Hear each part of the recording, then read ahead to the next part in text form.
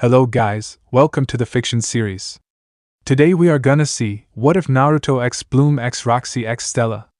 Part 1. Huge shout out to Power of Magic for this story. If you want more awesome fanfiction like this, don't forget to hit that subscribe button. So without wasting any time, let's get into the video. Prologue. Konoha Hospital, Naruto's room. In Konohagaku no Sato General Hospital, we find our orange-loving Jinchuriki laying in a hospital bed distraught. Sasuke, Naruto thought in sadness, why did you have to leave? Is power really all that mattered to you?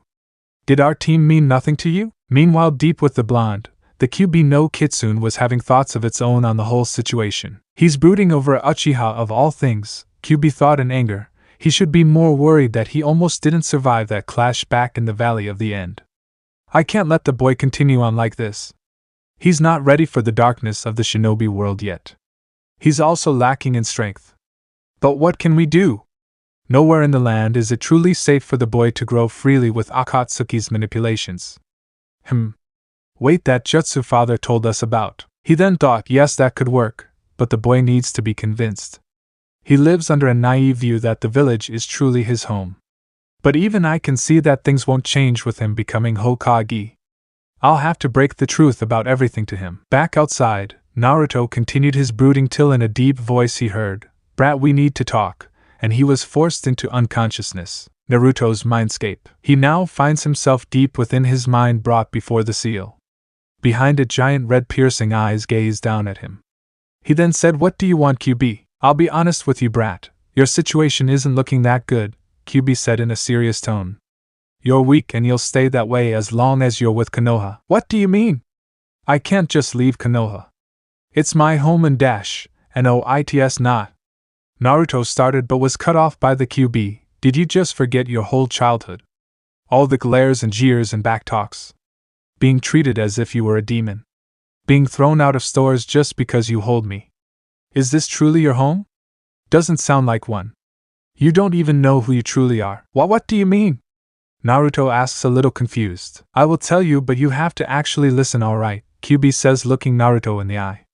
Seeing Naruto nod, he continues, "Your true name is Naruto Uzumaki Namikaze, son of Kushina Uzumaki, my previous Jinchuriki and member of the Uzumaki clan, and Minato Namikaze, the fourth Hokage and the one who sealed me into you. This village has been scorning the child of their own hero." Kyuubi scoffed at this. Naruto stood there shocked, with tears threatening to fall, not really sure how to handle the truth. The identity of his parents was the one thing he wanted the most. But to find out that not only did he have a clan, but the man who was his idol was also his father and responsible for the crappy life he lived. But he could focus on this later. All the high-ranking members of Konoha knew this? Tsunade, Jiraiya, Kakashi, and even the old man third? "Why tell me all this?" spoke Naruto. "You could have just left me in the dark and let me go on as I was." He was generally confused why Kyuubi was being so helpful when it would just usually threaten his life whenever they met. "Because you represent me and you can't be weak," Kyuubi replied. "I also have an offer that may benefit both of us." Deciding he had nothing to lose, Naruto replies, "Okay, I'll at least hear you out, and then decide what to do. Here's the deal. I know a jutsu that can let us jump dimensions. If we do this, it protects us from the Akatsuki and is a fresh start in life. Think about it. No one will know about the Biju in that dimension. You won't be scorned by anyone, and you can tell your secret to only those you deem trustworthy. To sweeten the deal, I'll even aid you in training with my chakra and other things," Kyuubi told him. Naruto gave it some thought. It would be sad to leave behind the small number of friends he has, but he decided to be selfish for once. This was his chance at a new beginning, and he was going to take it. He nodded his head at the idea, saying, "Okay then, you've got yourself a deal." Kyuubi nodded his head, and told him, "Now before we leave, you should head towards your parents' old home and seal up whatever scrolls and valuables they left behind. You'll need those for training. Also head towards the Hokage Tower, and take the Forbidden Scroll, since there'll be a few jutsus that should be perfect for you to use." "I'll get on that as soon as I wake up," Naruto replied, and Kyuubi, "Thank you for your help. I really appreciate it." "Kurama," replied Kyuubi. "What?"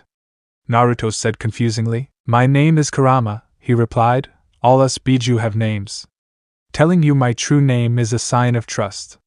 If we are going to start this new life, we have to trust each other. I understand, Kurama, and thank you for trusting me, Naruto stated. I have one last question. I have to know. Did they love me? Without a doubt, Kit, Kurama replied. Your mother couldn't stop jumping around when she found out she was having you.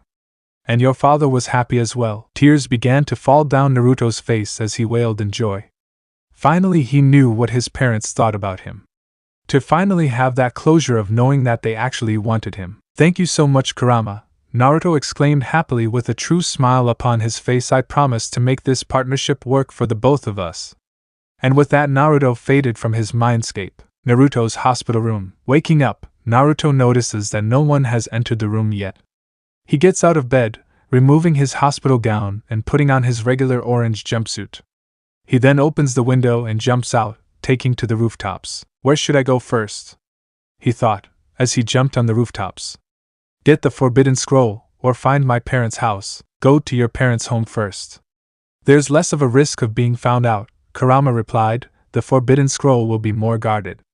Their home is located behind the Hokage monument. Naruto nodded his head, as he headed that way, feeling happy that he'll see his parents' home, and where he'll have grown up if they were still alive. Namikaze home. Soon enough he arrives there, and notices a seal on the door. It's a blood seal. A security measure that Minato and Kushina put in. You have to smear some of your blood on it to gain access to the complex, Kurama stated. Nodding, Naruto then bites his thumb, drawing blood. He then swipes it across the seal, which begins to glow brightly. After it stops, the door opens and Naruto hurries in, closing the door behind him. In the living room, he sees a large banner hanging "Welcome Home, Naruto." It fills him with joy seeing this. He then heads downstairs towards the basement. When he reaches it, he sees shelves of scrolls containing ninjutsu, fuinjutsu, gainjutsu, and kenjutsu. There were surprisingly some scrolls that contained money. He also noticed some square papers lying on the ground. That is chakra paper, Kurama states. By pushing chakra into it, you can determine your elemental affinities. Pushing some chakra into the piece of paper produces a shocking result. It splits into 4 equally sized pieces. One is drenched sagi, another turns to dust, and the final piece sprouts a small sapling. Looks like my host is a diamond in the rough, Kurama stated proudly. You have equally strong affinities for wind, earth, water, and apparently wood style. Naruto was surprised that he had the same bloodline limit as Konoha's founding Hokage. But that could be focused on for later. He grabbed some giant sealing scrolls and began sealing all the ninjutsu, fuinjutsu, and money scrolls away. He thought about leaving the gainjutsu and kenjutsu scrolls but decided to take them as well so he could use them as a basis for his own gainjutsu and kenjutsu style. He did find 4 whole ingots of chakra metal, which was a score. He could use them to forge his own sword and maybe something extra. He then sealed the giant scrolls into smaller scrolls that he then put into a backpack he found lying around. Alright, next is the forbidden scroll. You'll need it if you want to learn what ninjutsu, Kurama stated. It should still be in the Hokage's office. So you'll have to be careful. Right, Naruto replied. He then exited the house, making sure to relock the door on his way. He then took to the roofs again, never noticing a pair of pale lavender eyes watching him leave Hokage's office. Eventually making it to the window by Tsunade's office, Naruto peeks through to see that no one is present. Naruto releases a sigh of relief. He then calmly makes his way inside and towards the cabinet with the forbidden scroll. You're really lucky that she's not here. And with her gone, her ANBU guards follow, stated Kurama. Now hurry up and grab that scroll so we can leave this sage-forsaken world, he stated to him impatiently. Naruto nods, breaking open the safe and grabbing the forbidden scroll. He then seals it into a sealing scroll and puts it with the others in his bag. Seeing that he has what he's looking for, he exits through the window and heads towards his team's old training ground. Training Ground 7. Arriving at the training ground, Naruto begins to double-check that he has everything he needs. Seeing that all his supplies are there, he then asks, so how do we perform this jutsu, Kurama? We will need to perform the hand signs at the same time to synchronize our chakra, Kurama replies. Are you ready, Naruto, because there is no going back on this? You bet I am. Believe it, Naruto shouted excitedly. Then let us begin. Both Naruto and Kurama begin the signs, Tora, Tori Inu, Uma, Ashi Saru Tatsu. They both shouted at the same time, Dimensional Rift Jutsu. At the end of the shout, a bluish-purple portal opens up in front of Naruto. Seeing that the jutsu worked, Naruto begins to move towards the portal. Before he could step through though, he heard someone shout from behind Naruto-kun. Turning around, he saw Hinata standing there panting. She must have followed him from somewhere. "What are you doing here, Hinata?" questions Naruto. "You're leaving, aren't you?" Hinata asked just like Sasuke-san, "You're leaving your home behind." "Konoha hasn't ever been a home to me," really replies Naruto. "I guess I was just too blind to see it for myself. This is a new start for me, Hinata. Please don't stop me." "What about your friends? What about me?" she retorts. "I love you, Naruto-kun. I always have, so please don't leave me." Naruto was slightly taken aback but shook his head, steeling his resolve. He then replied, "I'm sorry, Hinata, but I just can't return those feelings cause I don't know what love is yet. Goodbye, Hinata." Naruto then shins behind her and knocks her out. He then lays her on the ground gently, then turns back around. He then takes off his headband and slashes through the middle, signifying the seriousness of his resolve to break free. He then runs and jumps through the portal with it closing behind him, leaving behind his old life for a new one. Gardenia, California. Landing on ground, Naruto turns back to the portal to see it closing. With that, he breathes a sigh of relief. Looking in the other direction, he sees a huge sign stating "Welcome to Gardenia." "We made it, Kurama," he states. "We actually pulled it off. We're in a whole new dimension," he exclaims excitedly. "Of course we pulled it off. The great Kurama had no doubt it would work," Kurama states proudly. "All right, time for a game plan.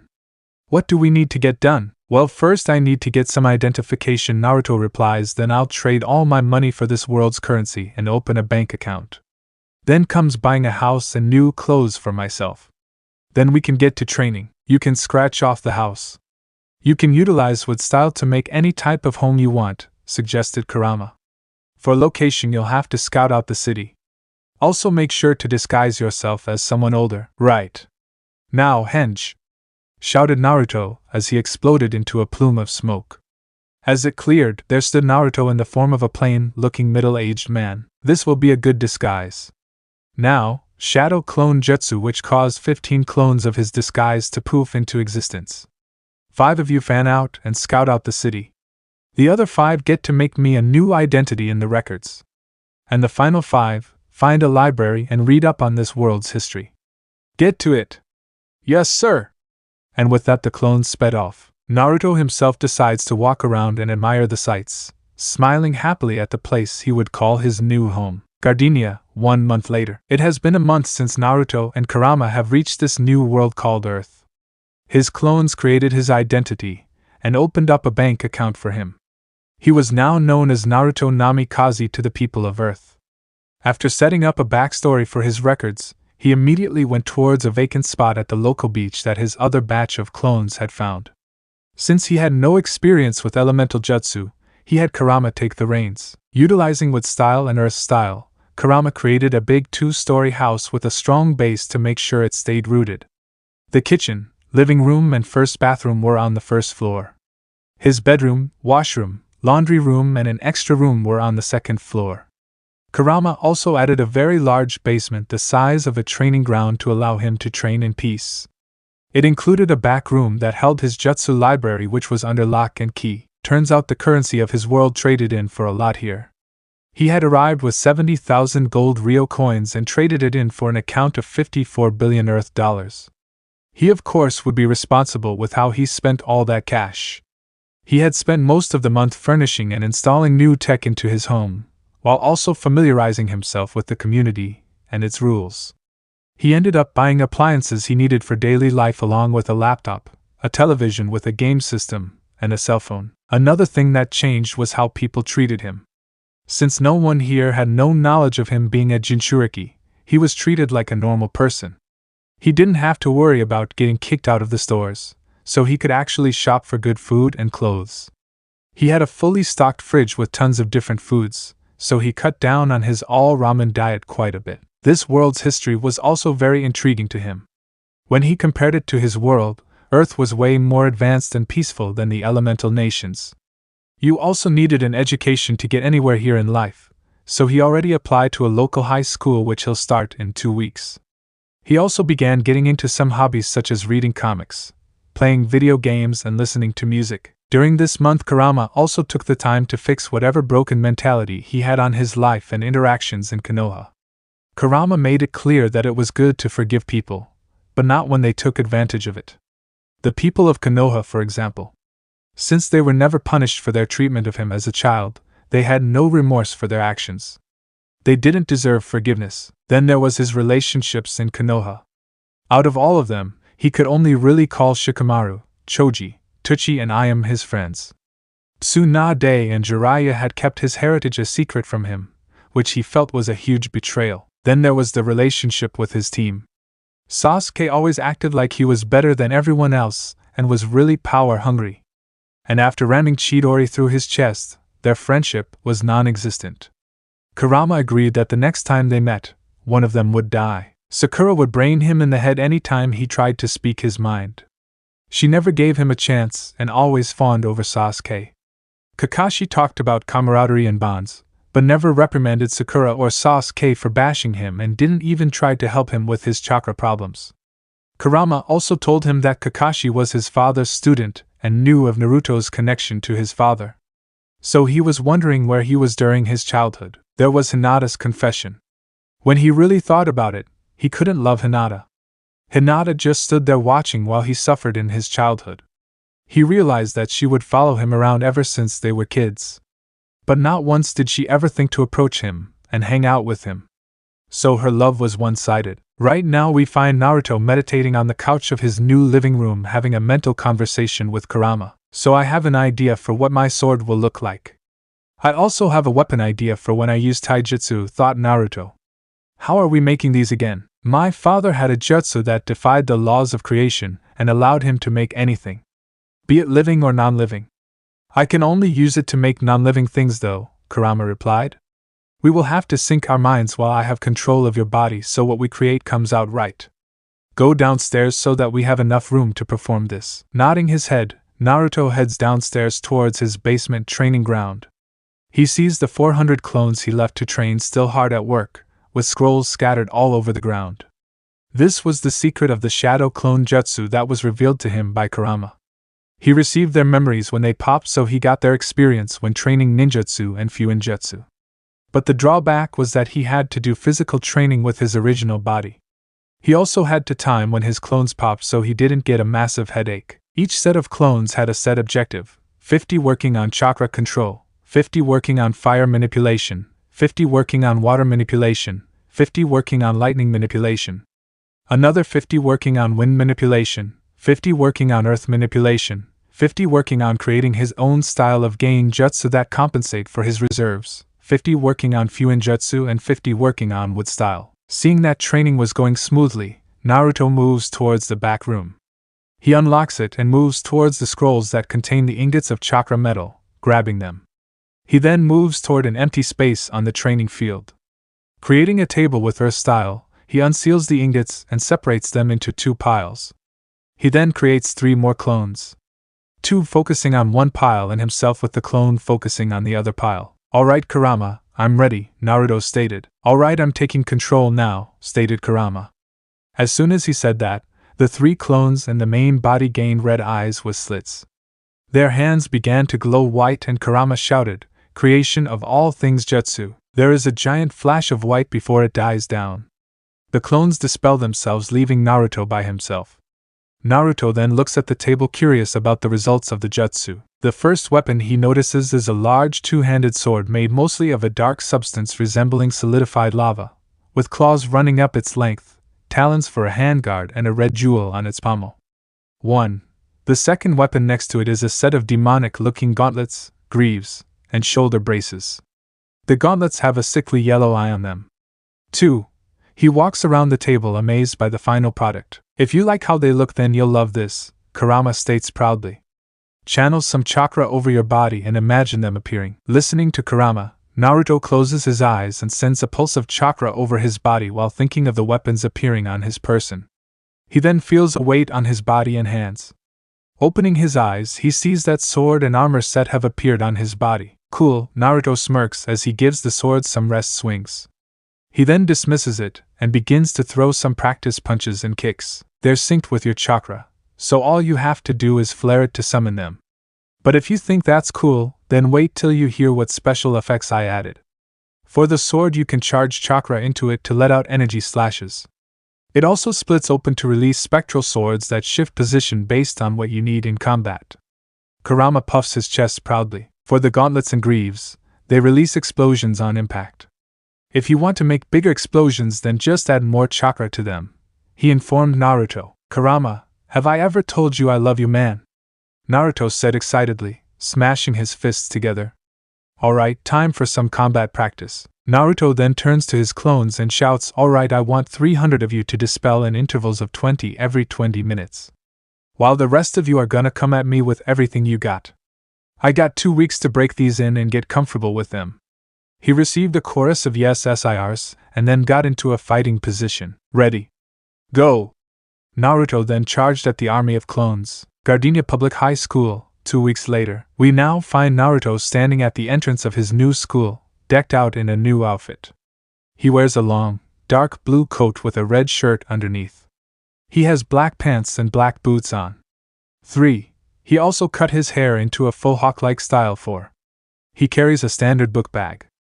This garners him a lot of attention, especially from the ladies. The past 2 weeks were spent getting ready for school and finalizing his fighting style. He named it the Trick Master style. It doubles as a Kenjutsu and Taijutsu style that focuses on high-speed maneuvers and combos that vary depending on the melee weapon. He also got to naming his new weapons. For the sword, he named it the Devil's Sword Kurama, in honor of his new friend. For the armor set, he named them Balrog, after a fire demon he read about in a mythology book.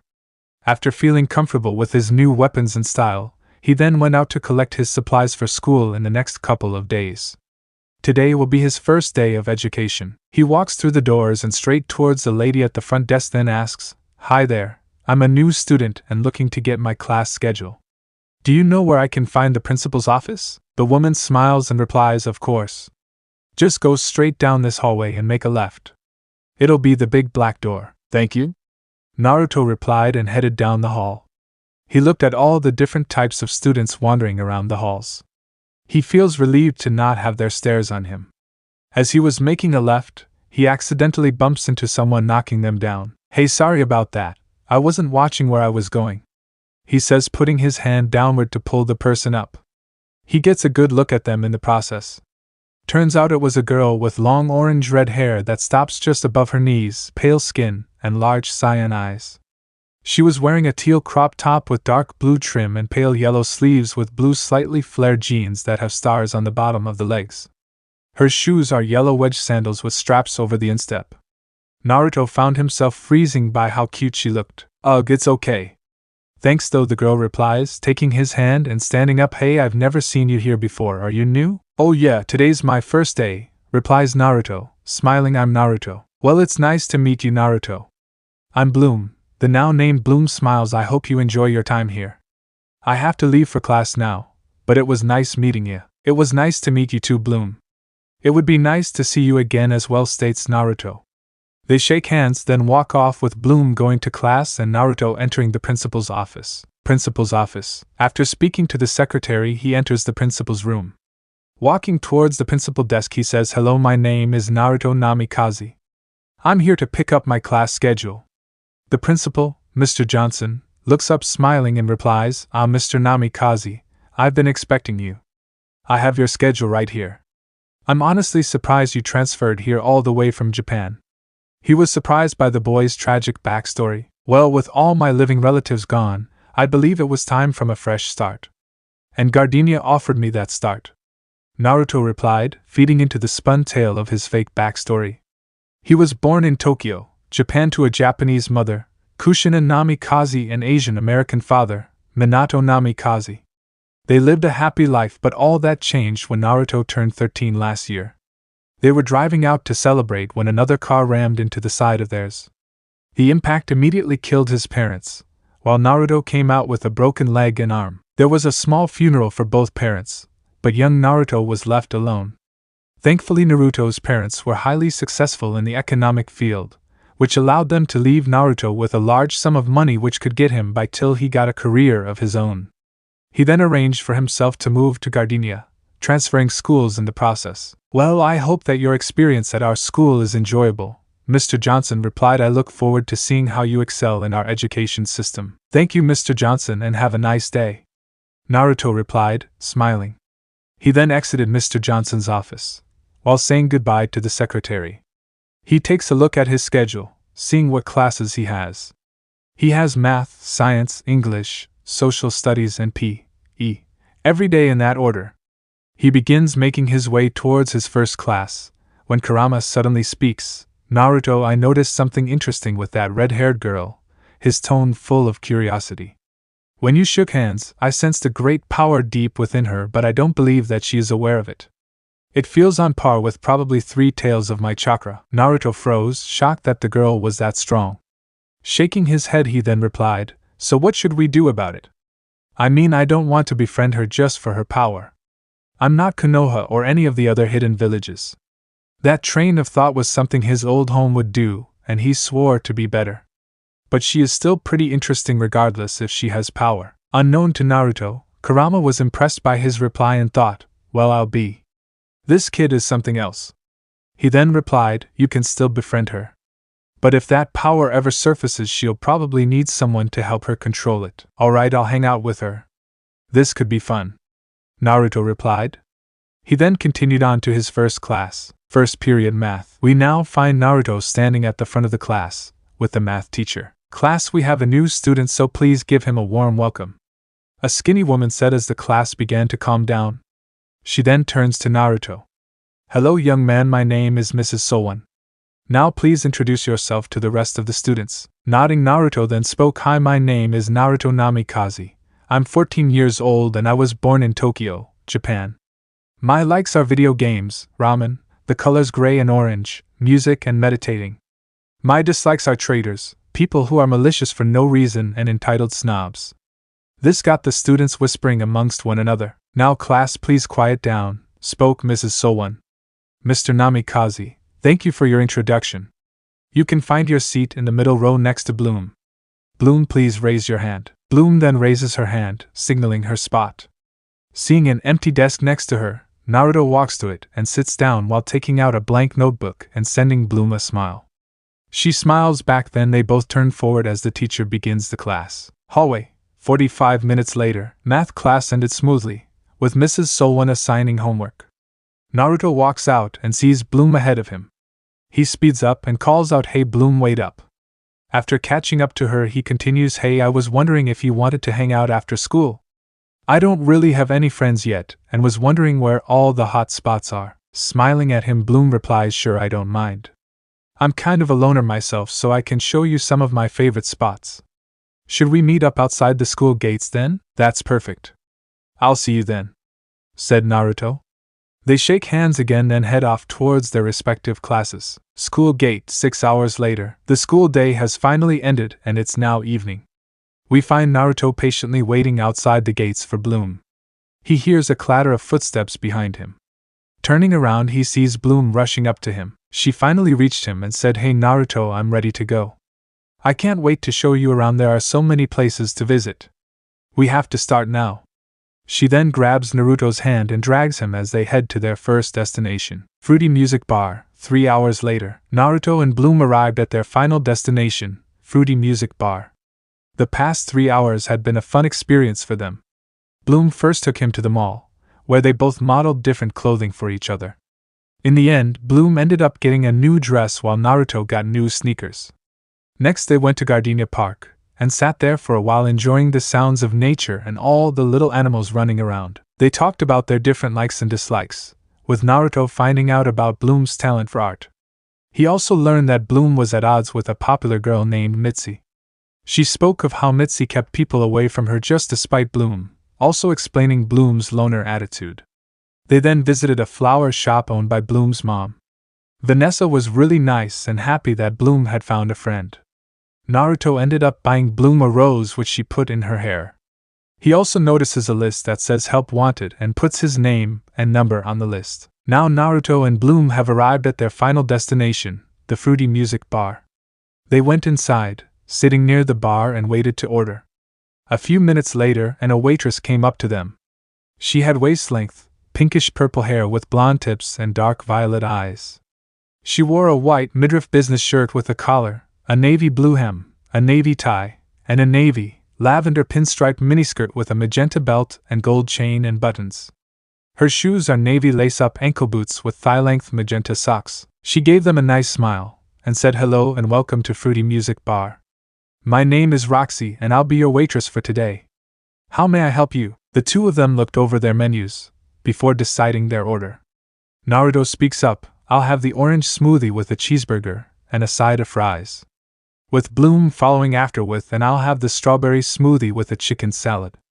Roxy nodded her head, as she wrote down their orders and then told them okay then, they shouldn't take too long to make, and she then headed over to the kitchen to give the chief their orders. As they waited for their orders, they continued to talk about random topics until they were interrupted by a haughty voice behind them. Well, look what we have here. If it isn't Bloom the Gloom. Turning around, they saw a girl their age standing there with some other kids, probably from school. One of them has long black hair that's parted on one side. She also has fair skin and her eyes are covered with dark blue glasses. She was wearing a green tank top with a single line being yellow in color, with small cutout sections that were going down the center, and she was wearing khaki capris. Mitzi, what do you want? Bloom almost growls out at her. Well, I saw you hanging with the new guy, and decided to come and tell him to stop wasting his time with you. She states in a snobbish tone. You should ditch her soon, before you catch her weirdness, she told Naruto. So you're Mitzi. Wow, I gotta say. Mitzi flips her hair back expecting a compliment. I don't really see the appeal. Cue record scratch. Excuse me. She almost yells, while her crew and Bloom start giggling. What did you mean you don't see the appeal? I'm hot, popular, and have tons of money while Bloom doesn't. How am I not more appealing than this washed-up reject? Bloom looked upset with what Mitzi said about her, thinking it was true and expecting Naruto to leave her. But she and Mitzi's crew were surprised when Naruto got up out of his chair and stood right in front of Mitzi, with their noses inches apart, and told her, I don't care who you are, how rich you are, how popular or how hot you are. Bloom is my friend, and I don't like people talking down on my friends. Understand? He nearly growled at her with his eyes bleeding red from channeling a bit of Kurama's chakra. She's way more interesting than you'll ever be, and actually has a future beyond high school. Unlike you, who will probably end up someone's sloppy seconds. So step off, bitch, I'm not interested. Mitzi found herself terrified out of her mind by the powerful gaze she was under. Shaking her head and getting back some resolve, she replied, fine, stay with that weirdo. Watch how quickly your rep goes down the drain. She huffed then stormed out, her posse following soon after. Bloom was almost tearing up, happy that Naruto stood up for her, and that he preferred her over Mitzi, and that she's interesting. He actually stood up against Mitzi, to defend me? She was touched by this. Hey, don't worry about what she said. So what if we're outcasts? We have each other, said Naruto, with Bloom nodding in agreement. Soon Roxy came back with their orders, having heard what Naruto said as well. She places their food on the table and says, here's your food along with your drinks. Please enjoy it. By the way, you're that new kid Naruto, right? Yeah, that's me, responds Naruto in kind. Well, kudos to you. I've been waiting for someone to shut that girl up for a while. I can't stand her in school, always going around like she owns the place or something, states Roxy, putting up a fist signaling for a fist bump. Naruto bumps her fist, with a smile on his face. She then asked, hey, do you guys maybe want to hang out sometime? Sure, I'm down, said Bloom with a smile. Why not? We could use a third musketeer for our group, said Naruto with a grin. They all traded numbers with each other, and Roxy walked away with a wave. Naruto and Bloom then began eating the food that they ordered. They continue talking about anything that came to mind before Bloom speaks up, hey, I'm gonna go to the restroom real quick. Be back soon. As he watches her leave, he then gets a mental message from Kurama. Oh my god, and I thought we got away from all the Uchihas. That Mitzi bitch reminds me of them, said Kurama, a little put off. Naruto mentally nodded his head at that. Kurama then said, and one more thing, Kit. When you fist bumped with that Roxy girl, I sensed that she too has powers of some kind. And they feel like animal-based powers. Naruto was shocked, but he gave a nod, just as Bloom returned from the restroom. Naruto asks if she's ready to go home with her, saying yes. They head to the cashier with the receipt, and Naruto pays for it all. Then Naruto offers to walk Bloom home, which she found sweet of him to do. Bloom's house 30 minutes later, they finally reached Bloom's home, stopping at her doorstep. Bloom turns to Naruto and says, "Thanks for the fun time, Naruto. I really enjoyed myself today. I hope we can enjoy more moments like this." She then does something surprising and hugs Naruto tightly, which he returns. She then says, "Also, thanks for defending me back there. Mitzi is usually the one who ends up winning our arguments. Have a good night and I'll see you tomorrow at school." "No problem and good night to you too, Bloom," Naruto replied, and he watched her enter her home. After she's inside, he disappears in a yellow flash. He reappears in his bedroom almost instantaneously. This is his father's signature technique, the Harem. He's gotten it to work for transport, but it isn't battle-tested yet. He then changes his clothes into PJs and summons a group of shadow clones to do his homework.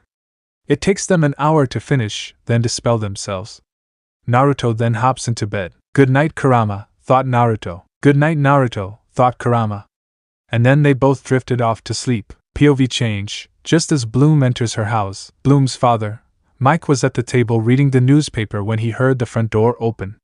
Looking up, he saw Bloom coming in and she had a happy smile on her face. "Well, looks like someone had a good day today," Mike said as he folded up the newspaper. Bloom was startled, not knowing her dad was there.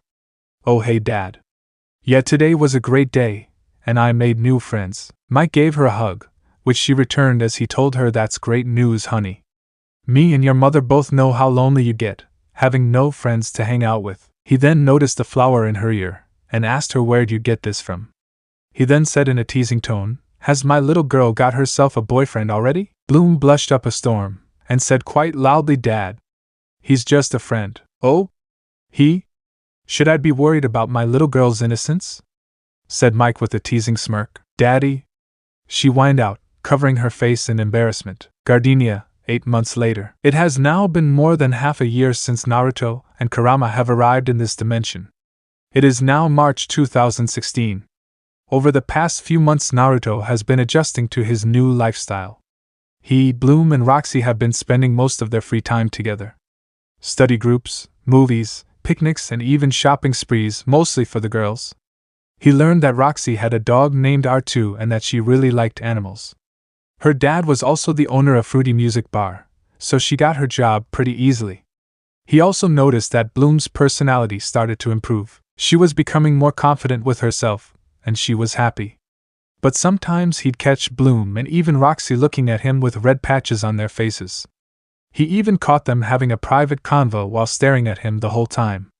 When he asked Kurama about it, all he got was Kurama laughing and saying, "You'll see," which confused him, but he didn't dwell on it. School has also been going well for him.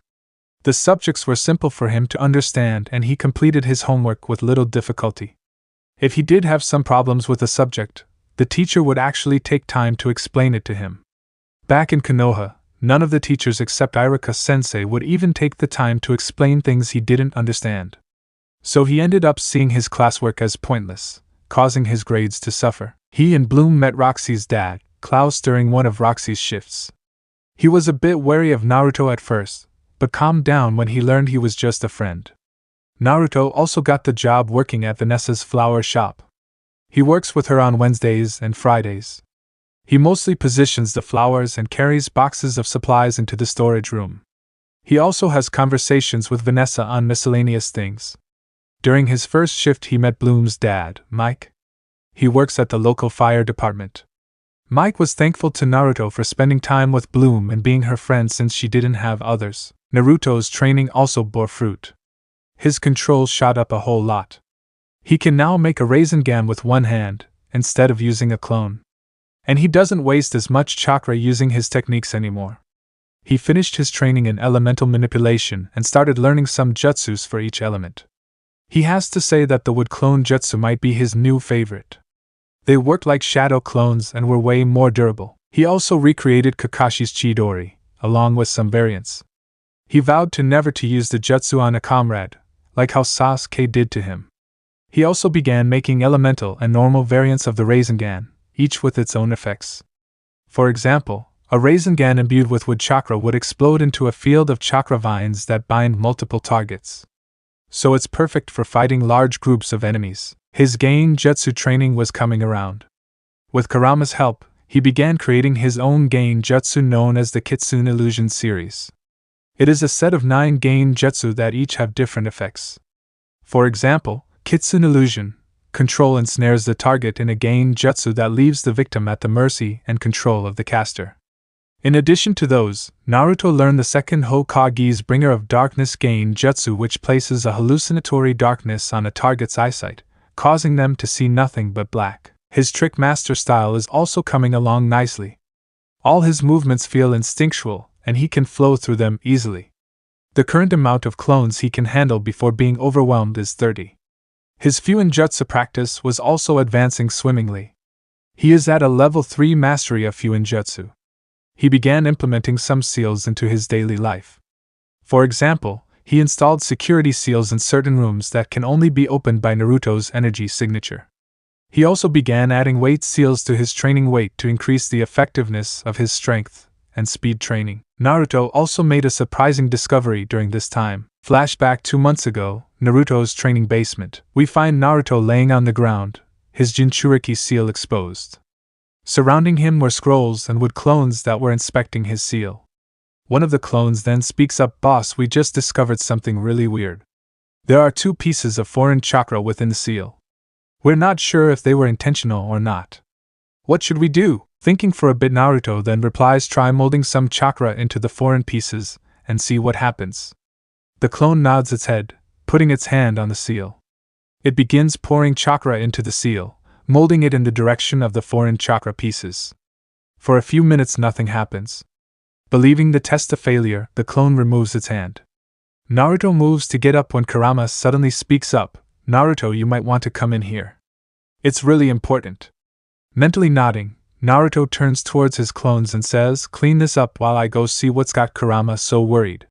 Seeing the clones nod, he lays back down and drifts into unconsciousness. Naruto's mindscape. Appearing near the seal, Naruto walks towards it yelling, "Hey Kurama, what the big problem?" He stops short, seeing 2 new additions standing outside Kurama's cage. The first is a man with blue eyes and spiky, blonde hair. He also had jaw-length bangs framing either side of his face. His attire consists of a standard Konoha uniform with 2 bands on both of his sleeves, a green flak jacket, blue forehead protector, and blue sandals. He has a short-sleeved long white haori over his attire, closed in the front by a thin, orange rope. The haori was decorated by red flame-like motifs on the edges. The second is a woman with a slender, but feminine build, fair skin, violet eyes, and red hair. It reached her ankles, with shoulder-length strands that framed both sides of her face and a black clip that parts her hair to the left. She wore a high-collared, sleeveless blouse under a long, loose-fitting dress with a wristband on her left wrist and standard shinobi sandals. "Hello Naruto, do you know who we are?" the woman said, tears beginning to form in her and the man's eyes. Naruto stood there shocked, tears threatening to fall. He runs forward, jumping into their arms while screaming, "MOM! Dad, Naruto!" They both shouted, squeezing him into the hug. They stood there holding on to each other for dear life, cherishing this moment they were having, only to be interrupted by an obnoxiously loud yawn. Turning around, they see Kurama laying there looking bored. "Why would you ruin a good moment like this? The hell's wrong with you?" Naruto stated. Yubaka Kitsune Kushina states, her hair rising and splitting into 9 thick strands mimicking Kurama's tails. Minato and Naruto feel a chill go down their spines, while Kurama flinches a bit. "It's nice and all that you guys are having a reunion, but I for one would like to understand how you 2 are here," replied Kurama. "Well, before we died, I sealed a piece of mine and Kushina's chakra into the seal. Minato stated we were supposed to awaken if Naruto ever snapped and used more than 6 tails of you chakra Kurama. We never expected you to befriend Kurama here," stated Kushina. "He was always difficult with me. You literally had me impaled by your chains hanging on a floating rock in your seal."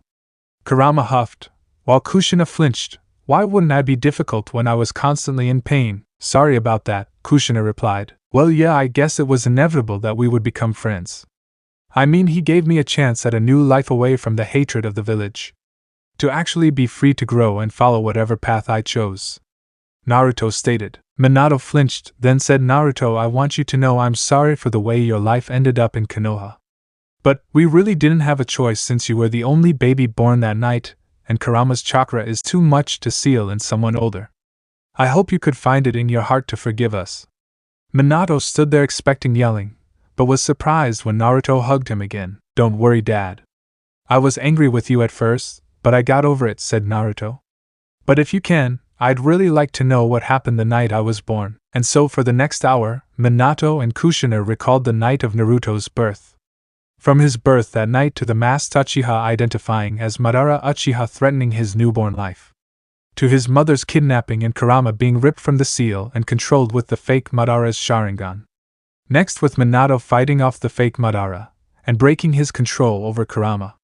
And finally with Minato and Kushina sacrificing their lives to save the village and seal Kurama within Naruto. "Wow, so it wasn't even Kurama's fault then," Naruto stated, turning to face Kurama. "Well, buddy, it looks like we both got screwed over." "Indeed we did," replied Kurama. Observing how Naruto and Kurama interacted with each other, Minato then made a decision. Turning to Naruto, Minato said, "Naruto, give me your right arm." Seeing no harm in it, Naruto extends his right arm and Minato grabs it. Naruto feels a slight burn, then looks at his arm seeing some markings running down it. "What's this, Dad?" he asked. "That is the key to your seal," stated Minato. Naruto's head shot up at that. "There will come a time when you need Kurama's power on top of your own. You already have a good relationship with Kurama, so it will probably be easier for you." At that, Kurama spoke up. "He's right, brat. The final step in a Jinchuriki's training is to wrestle the chakra from their tailed beast and make it their own to become even stronger." Naruto nods his head, understanding this will be a crucial step in his development. Kushina then walks up to him and presses a glowing finger to his forehead. There's a brief flash before it dies down.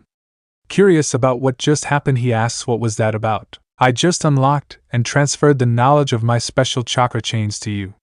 I hope that you can take the technique to new heights and surpass my use of them," states Kushina. Naruto bows, thankful for this gift from his mother. "Of course.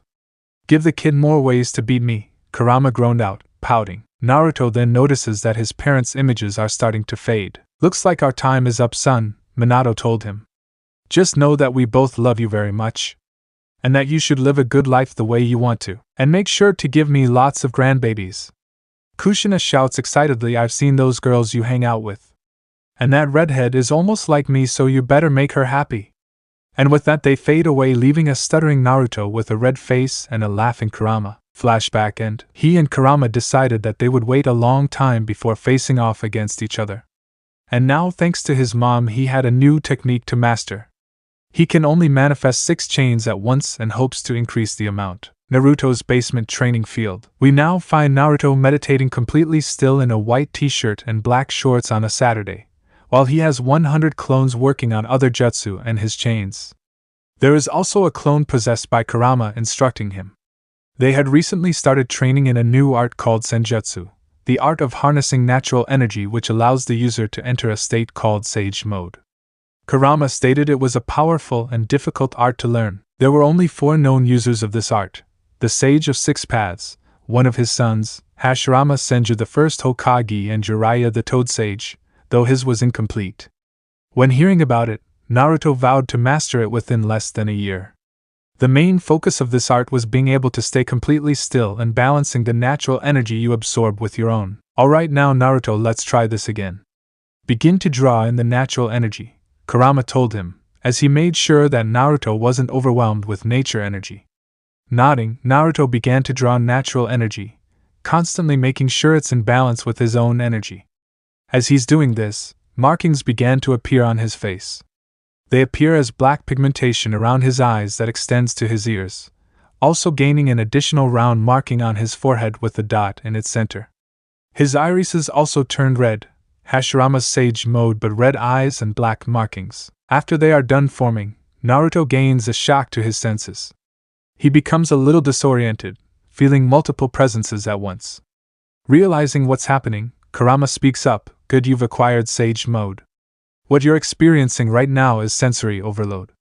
Seeing Naruto's focus on him, he continues, "You can feel it, can't you? The life signatures of the whole city. That's one of the perks of Sage Mode. It also increases your physical strength and speed immensely, while also supercharging your jutsus. Try regaining your bearings and focusing on a single signature. Nodding his head, Naruto tries focusing on a single signature. Finding two unique ones, he focuses hard and notices something interesting. The first signature feels old and primal like a dragon, but also young and fiery. The signature next to it feels young and wild like an animal. He also noticed that they're also moving in the direction of his home. Hey Kurama, I can feel two signatures approaching the house, said Naruto.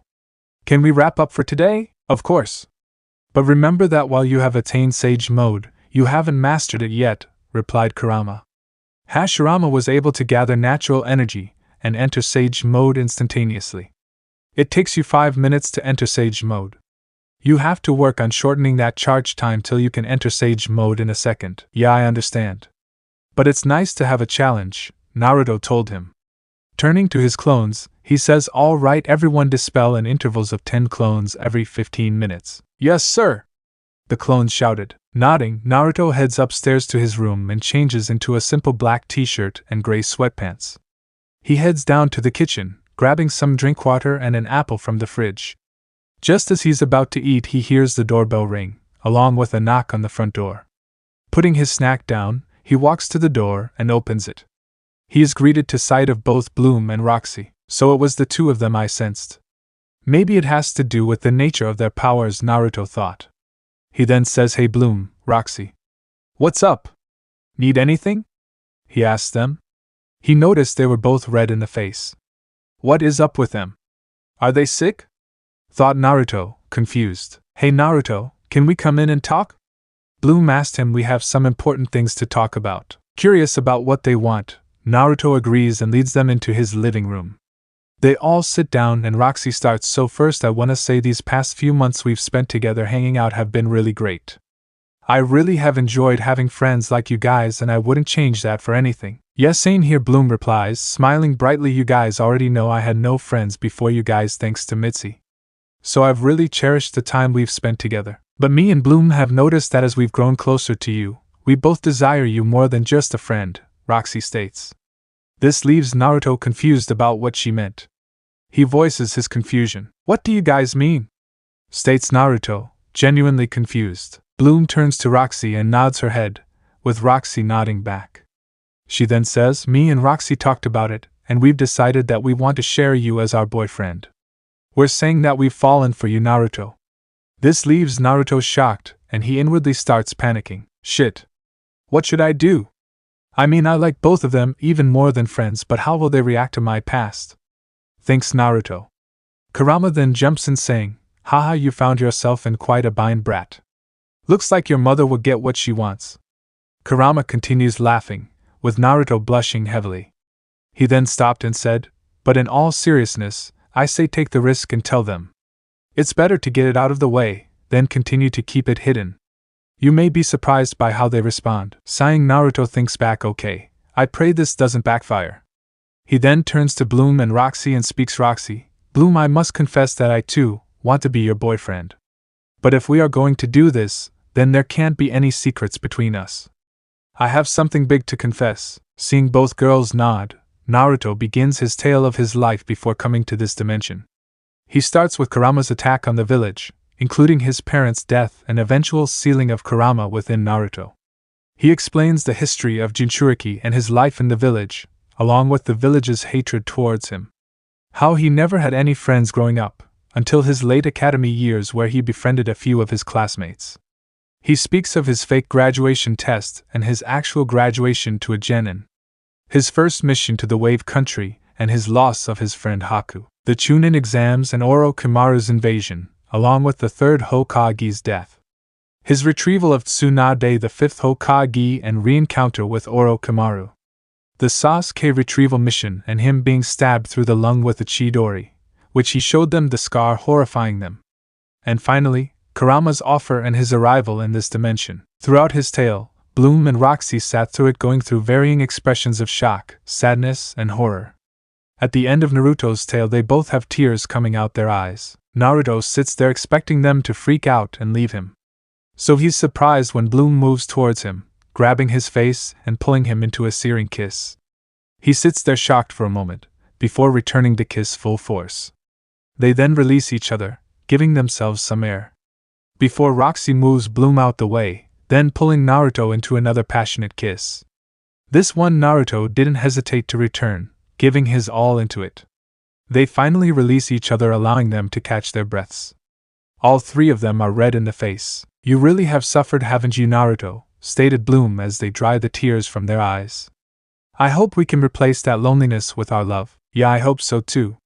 I'm really looking forward to where we end up with this," replies Naruto. "So, can we meet this Kurama fella?" asks Roxy. Thinking about it, Naruto replies, "Let me ask him." "Hey Kurama, you okay with them meeting you?"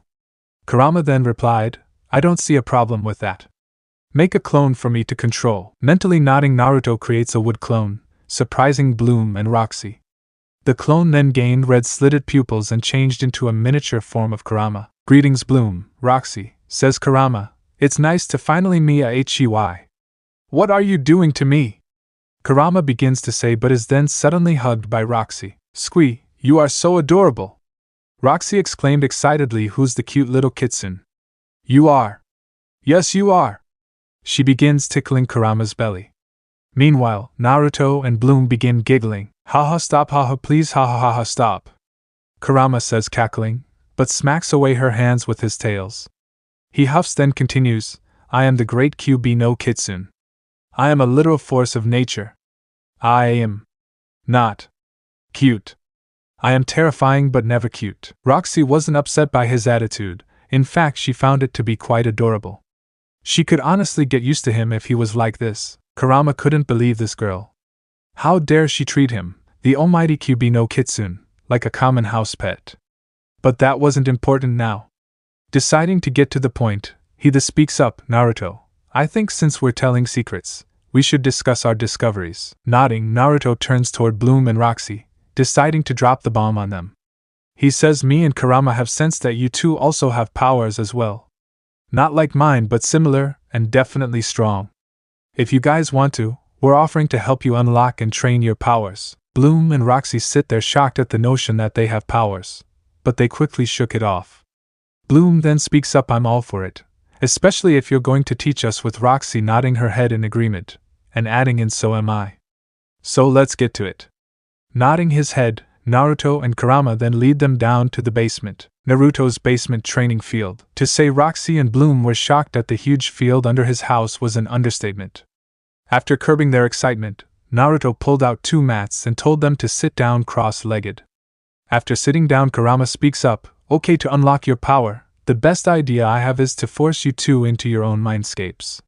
When there, you will look for the representation of your powers and make contact with it." Seeing the girls nod, he continues, "I'll be using a very powerful gain jutsu, so only awakening your powers or me breaking it will free you.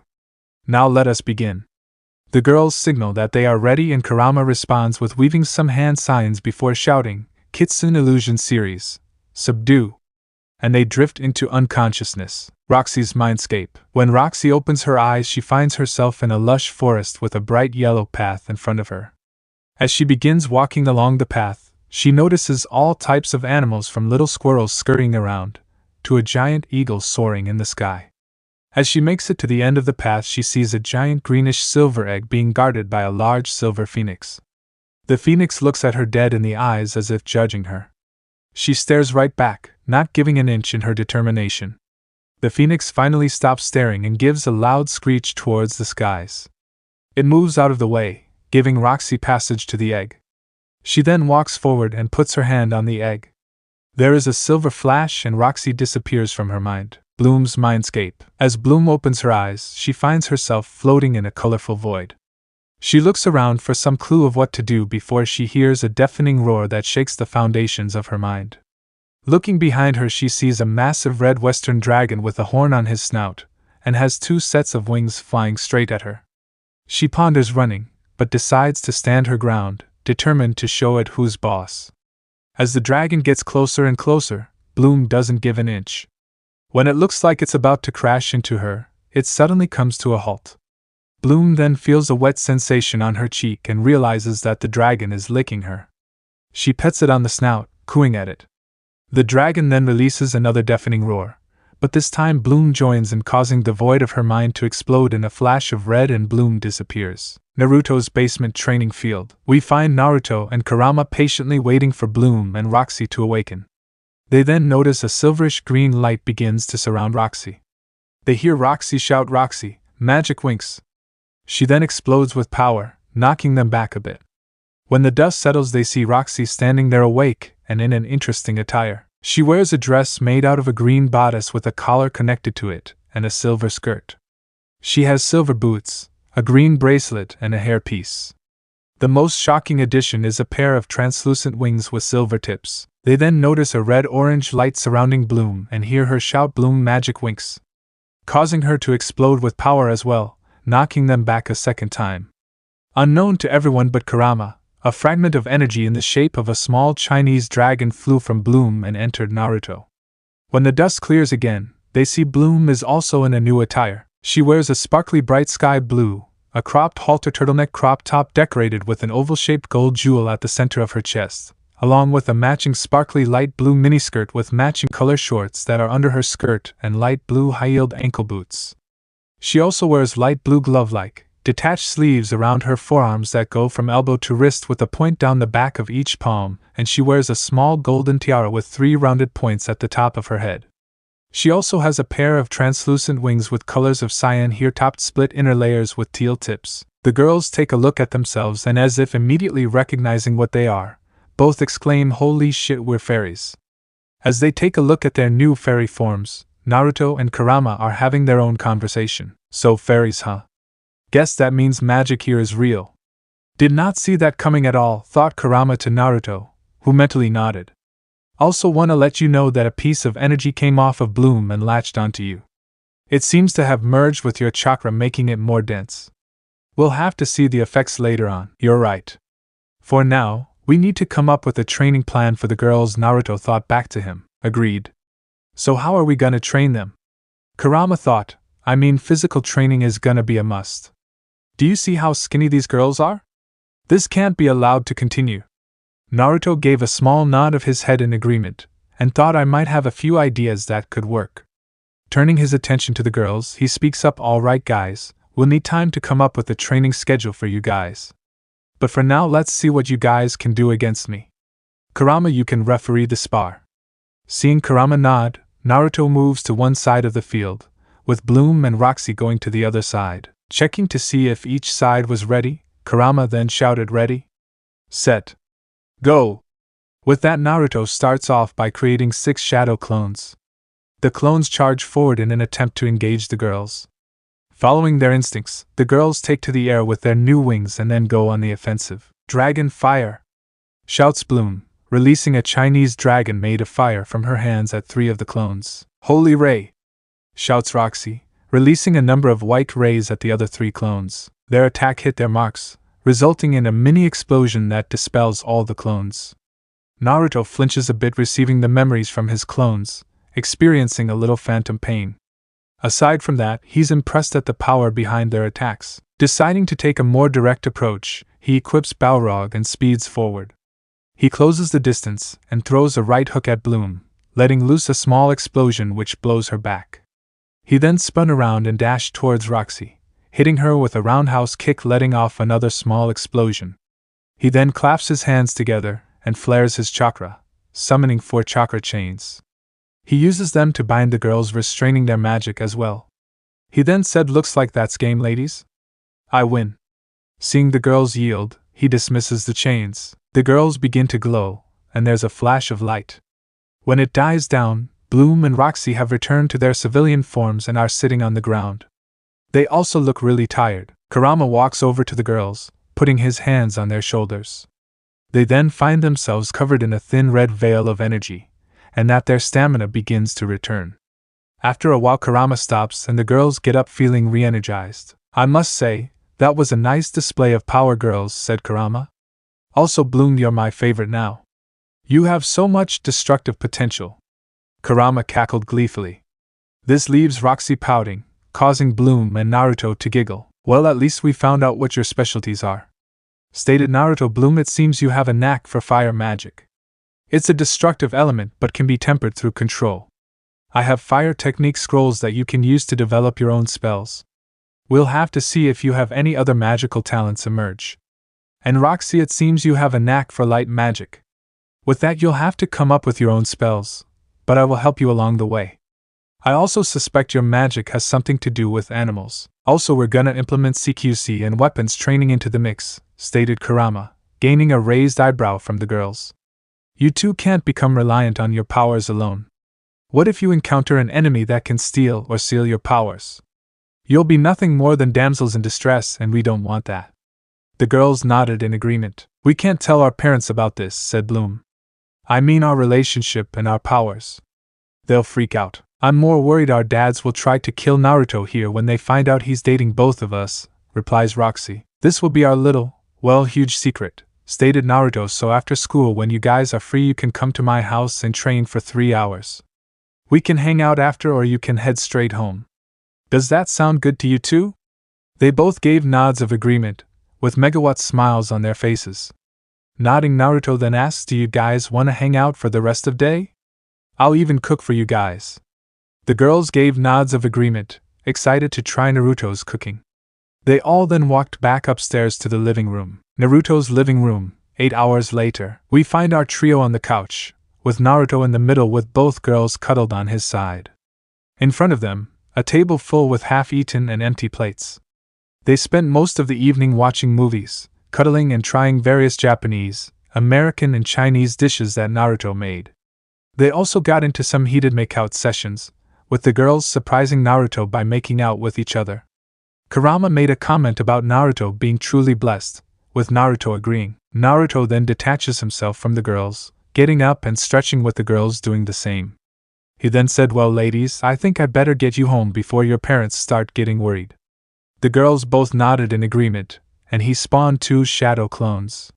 The clones and the girls headed out the front door, with each clone taking the girls home while the original Naruto cleaned up. Roxy's house. 30 minutes later, we find Roxy and Naruto clone number 1 standing outside Roxy's home. Getting a devious idea, Roxy turns to the clone and asks, so you get your clone's memories when they dispel, right?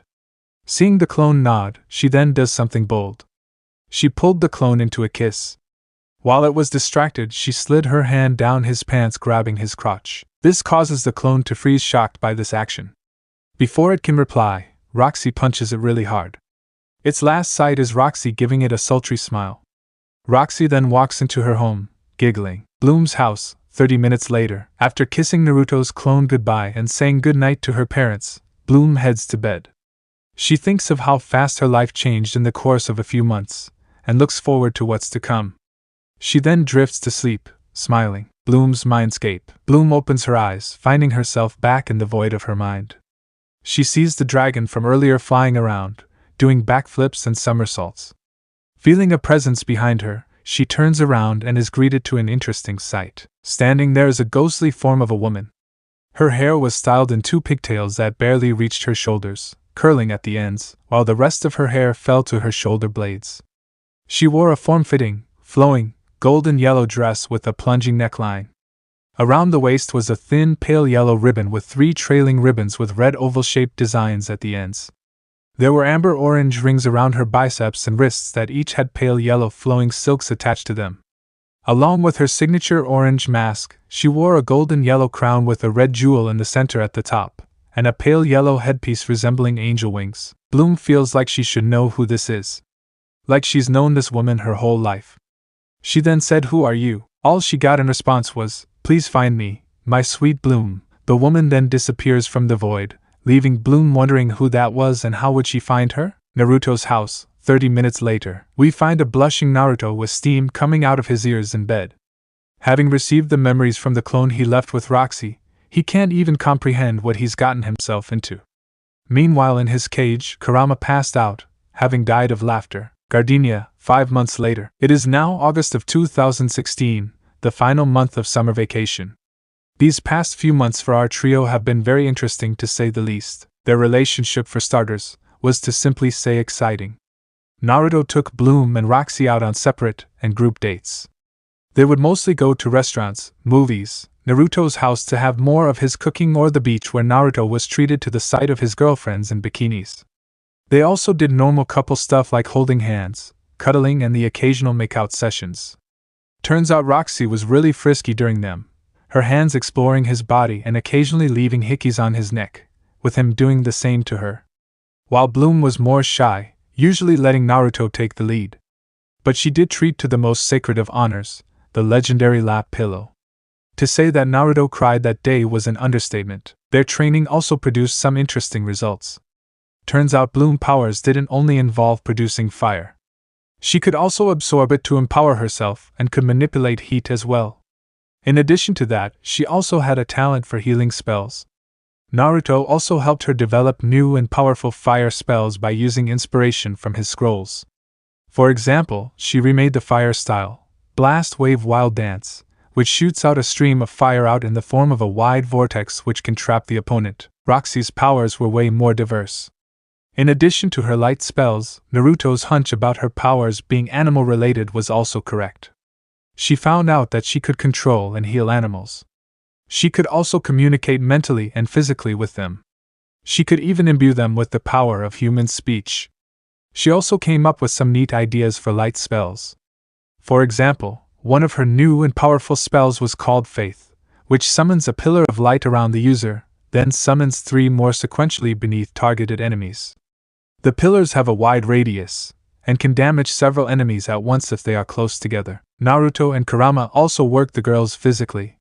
From running laps around the training field, to doing sit-ups. Bloom and Roxy soon realized that Naruto, and additionally Kurama, were slave drivers. Don't even get them started on hand-to-hand combat. Naruto and Kurama wouldn't pull their punches against them. They said it will build up their endurance, making them able to tank weaker and moderately stronger blows. They also suggested that the girls channel magic into their bodies to increase their physical aspects, such as speed and strength. They also practice movement and dodging on the ground and in the air. Kurama and Naruto would throw techniques at them with varying speeds. Kurama had also used his father's creation jutsu to conjure weapons using the girls' energy. Like Naruto's weapons, they could be summoned and dismissed with a flare of their magic. It also boosted their magic levels when used in their civilian forms. Roxy's weapon is matte black, Western-style straight bow, with a glowing silver bowstring. It had a simple design that was constructed to be resistant enough to fire high-powered light arrows. 1. She could release 1 or even a dozen arrows at once. Roxy could also charge the arrows with magic to cause them to explode on impact. The more magic added, the bigger the explosion. She would use Naruto clones for range and target practice. She named the bow Hala Light. Bloom's weapon is a one-handed rapier with a red circular guard that has 2 yellow gems embedded into it. The blade is pure silver and it comes with a pink sheath attached to her waist, too. It was made for quick and precise strikes. Bloom could also channel fire magic through it, increasing the blade's heat to release fire jabs and slashes. She would spar against Naruto using his DSK to get practice for high-speed movements and sword fighting. She named the rapier Lambent Flare. Naruto also didn't slack off on his training.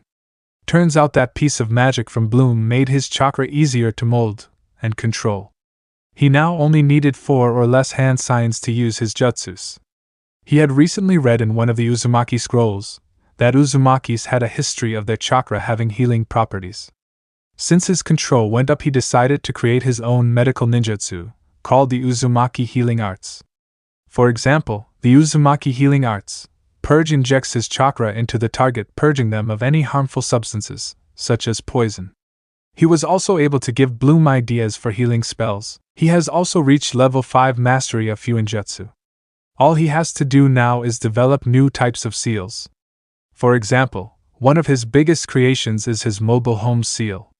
This seal allows him to transport his whole house anywhere by trapping it in a time stasis, then sealing it into a giant scroll.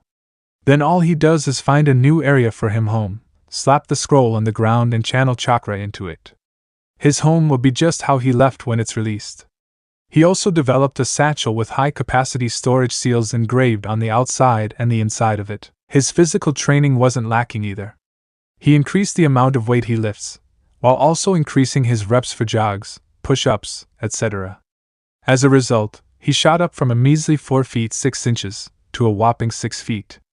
In addition to this, he had Kurama create him a new weapon. This time it was a pair of kamas, with skulls at the base of the blades. The kamas could connect at the tip to form a twin-bladed staff. 3. He named them Reaper and Revenant. He also started learning more high-level jutsus. For example, the water-style multi-water dragon jutsu, a variant of the water dragon jutsu that summons 5 water dragons instead of 1, bombarding the enemy. He also increased the amount of chains he could summon at once from 6 to 12. He also likes to channel lightning chakra through them to shock his opponents. He also started to train with Kurama's chakra.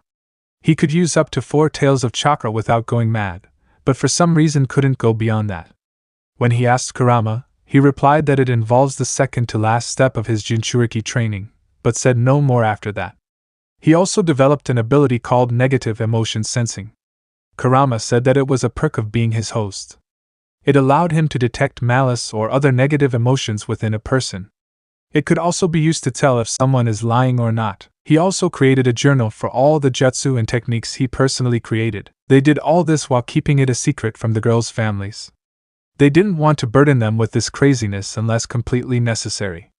So all in all, it was a good summer vacation. Gardenia Park, Saturday evening. We now find Naruto and Bloom having a picnic on a sunny day at the park. Naruto and Bloom are laying down on the blanket, making out. Naruto's hand on Bloom's rear, squeezing it, and Bloom's hand rubbing Naruto's chest. Before they could continue, they heard a small squeaking. Separating, they turn around and see Bloom's pet rabbit Kiko jumping up and down trying to get their attention. "What's up, Kiko? Something wrong, buddy?" stated Naruto. Kiko uses his ears to point in the direction of the deeper parts of the forest. He then speeds off in that direction. Deciding to follow him, Naruto and Bloom get up and run after Kiko. 10 minutes later, they soon arrive to the deeper part of the park forest, and are greeted to the sound of multiple growls. Looking past the trees, they are greeted to an interesting sight. They see a large yellow ogre commanding what seems to be little red imps. But what's interesting is their target. They see a girl with a sparkling orange gypsy crop top and short shorts, with knee-high high-heeled boots of the same color. She wears her hair in 2 pigtails with orange tube ties. She also wears light blue forearm-length bands and a headband of the same color. But what's really surprising is a pair of fairy wings that look like 3 leaflets with the color of powder blue inner leaflets with teal tips. In her hand is a fancy-looking staff. The base is cyan blue. It has 6 orange jewel spheres on top, 1 in the middle and the other 5 around it forming a pentagon. Bloom and Naruto stand there shocked at the sight of another fairy, but regain themselves when they see the ogre knock her down and steal her scepter. Nodding to each other, they prepare to intervene. POV switch Stella. When Stella was getting ready to transport to Althea, she didn't expect it to be such a hassle. She had Daddy send all her luggage to Althea beforehand and she was going to teleport there herself using the Solarian scepter. But then as she makes the jump, she's attacked from behind, knocking her off course and landing her on Earth. Now she's surrounded by imps and lost her scepter to that ugly-looking ogre, Canute, he called himself. Just as he's about to have the ghouls pounce on her, she hears 2 voices. Dynamic entry. The first one shouts, "Firefly!" The other one exclaims. There's suddenly a flash of orange, and when it clears, she then opens her eyes and sees 2 people standing in front of her. The first is a girl almost her age with fiery red hair and blue eyes. She was wearing some of the most stylish clothing she's seen so far on this planet. She had on a white and blue midriff with yellow hearts, a ruffled denim skirt, blue and white knee socks, blue wedges, a yellow armband and a blue headband with a yellow heart. Her hands were glowing red with power. Next to her is a boy most likely the same age as the other girl. He's certainly handsome though. He has nicely cut blonde hair, with some cute whisker marks that give him a wild look. He wears a faded black jacket that has a washed-out look, and a skull on his back. He wears an ordinary gray t-shirt with 3 buttons as the sleeves itself reach through his elbows, where it also features torn details. For his wrists he wears black driving gloves and gray bandages. For his legs he wears a black belt with golden accents, black leather pants, and brown boots. He's also wearing some weird-looking gauntlets, and has her scepter in his hands. Feeling herself blackout, her last thoughts are thank goodness. I'm saved. Then she passes out. POV switch normal. Naruto sees the new girl pass out and return to her civilian form. She is wearing an orange halter top and skirt with blue ribbons on the shoulders and belly. She wears light blue high heels on her feet. She also has on a pale blue headband. Seeing Bloom move to check on the girl, Naruto turns to the ogre, his eyes bleeding red and flares Kurama's chakra, lacing it with *ki. The ogre freezes up under the powerful gaze given to it. Naruto then shouts, "Leave now! And if you come back, I won't be so merciful." The ogre then teleports away, turning around to see Bloom cradling the new girl's head in her lap. He then asks, "How is she?" "She isn't injured. Just unconscious, most likely exhausting her powers," Bloom stated with a glowing palm on the girl's forehead. "All right. We'll take her to my house to rest," replied Naruto. "I'll also call Roxy and tell her to come to my house immediately. Her shift is about over." Roxy had been asked by her father to work an extra day. Naruto then picks the girl up in a princess carry and begins to make his way towards his home, with Bloom and Kiko following right behind him. Canute's Grove. Canute sat there shivering, still a little terrified by the Earth Boy's dangerous gaze. He then decided to go release some ghouls he had in reserve, when a shrill voice shouted, "Not!" Shivering in fear, Canute looks up as shadows converge on the room. 3 sets of massive green eyes were staring down at him. He let himself fall to the floor. "My mistresses. You called? We sensed your return. We also noticed that you don't have the Solarian staff in your possession." Another voice spoke up, this one calm and collected. "My mistresses, the situation got completely out of control. I had the scepter in my grasp, but 2 other magi interfered," said Canute while he was still shivering. "One of them wielded massive fire power while the other had the most intimidating gaze I've ever seen. They took out the imps with ease and threatened to do worse to me if I didn't leave." Weakling, sneered a third voice angrily. "So who were these meddlers?" asked the second voice. "Well, one was a boy with blonde hair, with red and black clothing. The other was a girl with red hair, with blue clothing," explained Canute quickly. "Anything else?"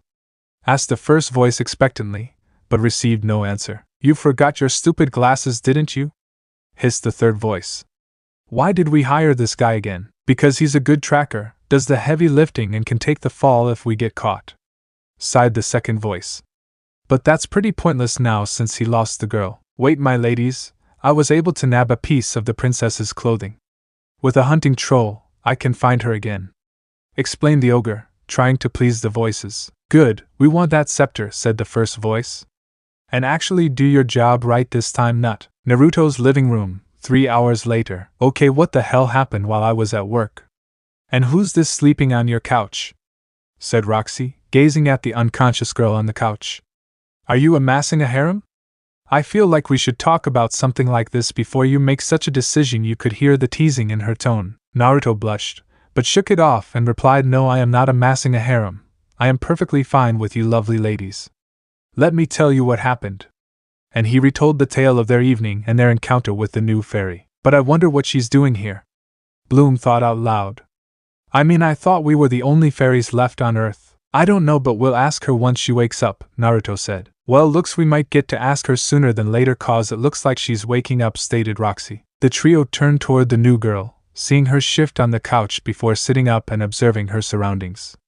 She then spots Bloom and Naruto standing alongside another girl that she doesn't recognize. "You're the 2 people who saved me, right?" the girl states. Seeing Bloom and Naruto nod, she gets up and bows. "I just wanted to say thank you for saving my neck out there." "No problem, I'm Naruto, by the way." Naruto introduced himself. Then added as he pointed at the 2 girls, "This is Bloom, and the other girl is Roxy." "Hi," said Roxy. "Hello," said Bloom. "Nice to meet you. I'm Stella, the Princess of Solaria." "You probably don't know where that is, do you?" the now revealed Stella said.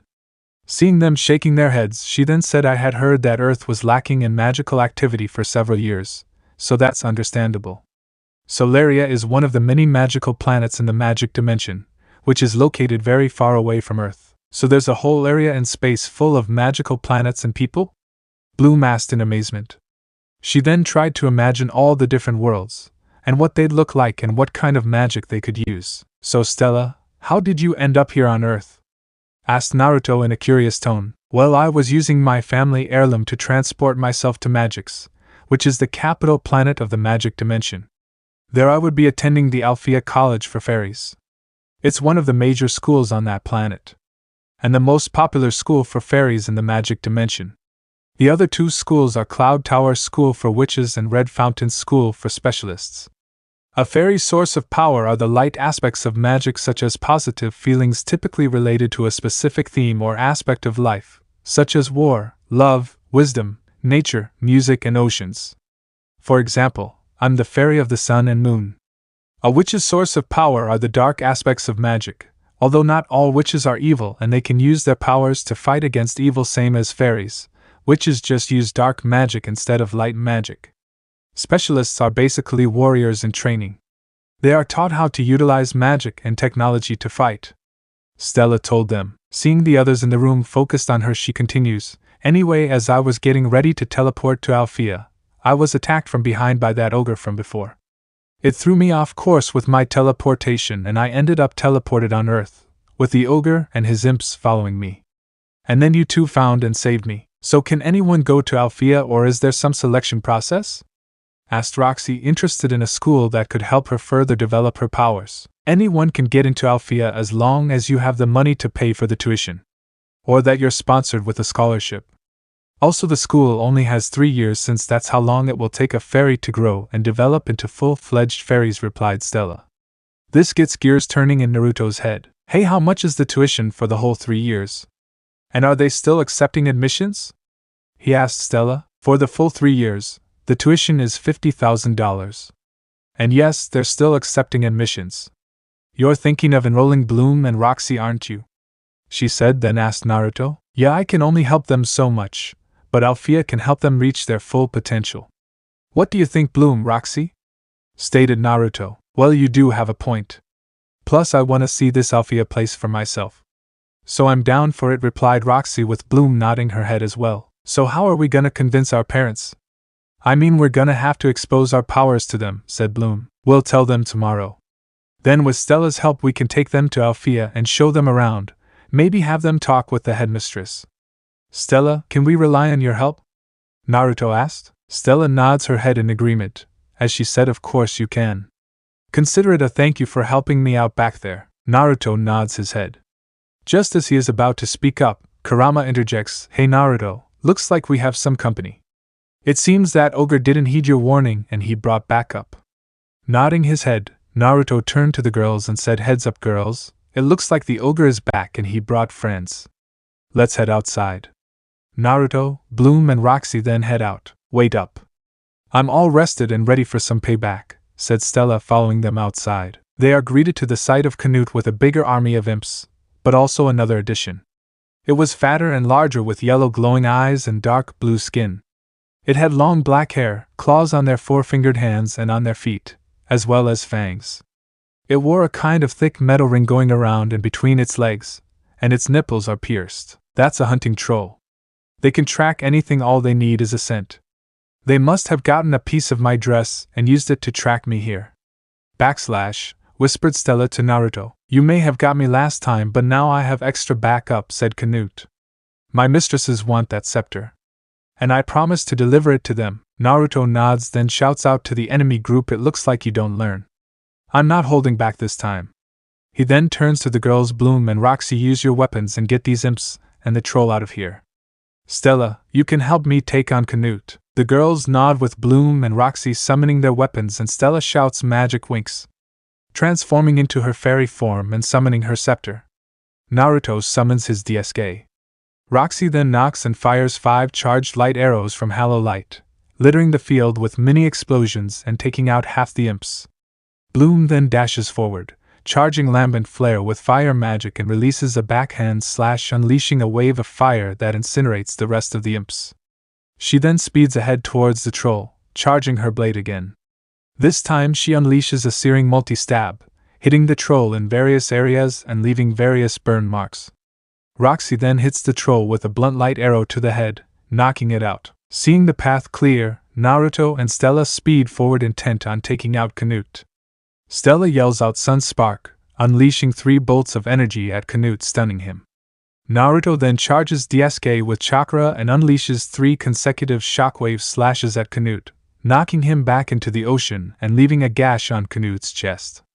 Naruto then switches to Balrog and starts unleashing a mean Kratos combo over the ogre's upper body, leaving Canute with a black eye, broken shoulder, multiple burn marks and busted lip. Canute, seeing that the mission is a failure and fearing for his life, claps his hands together, flaring his magic and disappearing. Seeing that Canute has disappeared, Naruto turns to the unconscious troll and claps his hands together, shouting with style. 4-pillar prison and a wooden cage sprouted up and trapped the troll. Whoa, cool, I didn't know you had powers, Naruto. Up top, said Stella, raising her hand for a high five, which Naruto gives to her. So what are we gonna do about old Blue and Ugly here? Asked Roxy. I mean, we don't exactly have prisons for monsters on Earth. Don't worry, I can call for a group of specialists to come pick it up and process it. It will take about an hour for them to get here though, stated Stella. The other three nod in agreement. So anyone hungry? I can cook for us while we wait, said Naruto.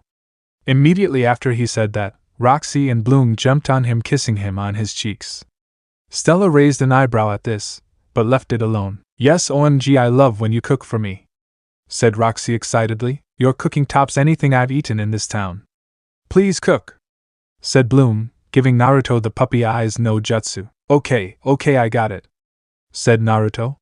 Turning to Stella, he then asked, do you have a preference, or is anything okay? Thinking a bit, Stella then replies, if it's okay, could you make a pizza? I could really go for a pepperoni pie right now. Naruto nods his head at this and heads into his house to start cooking.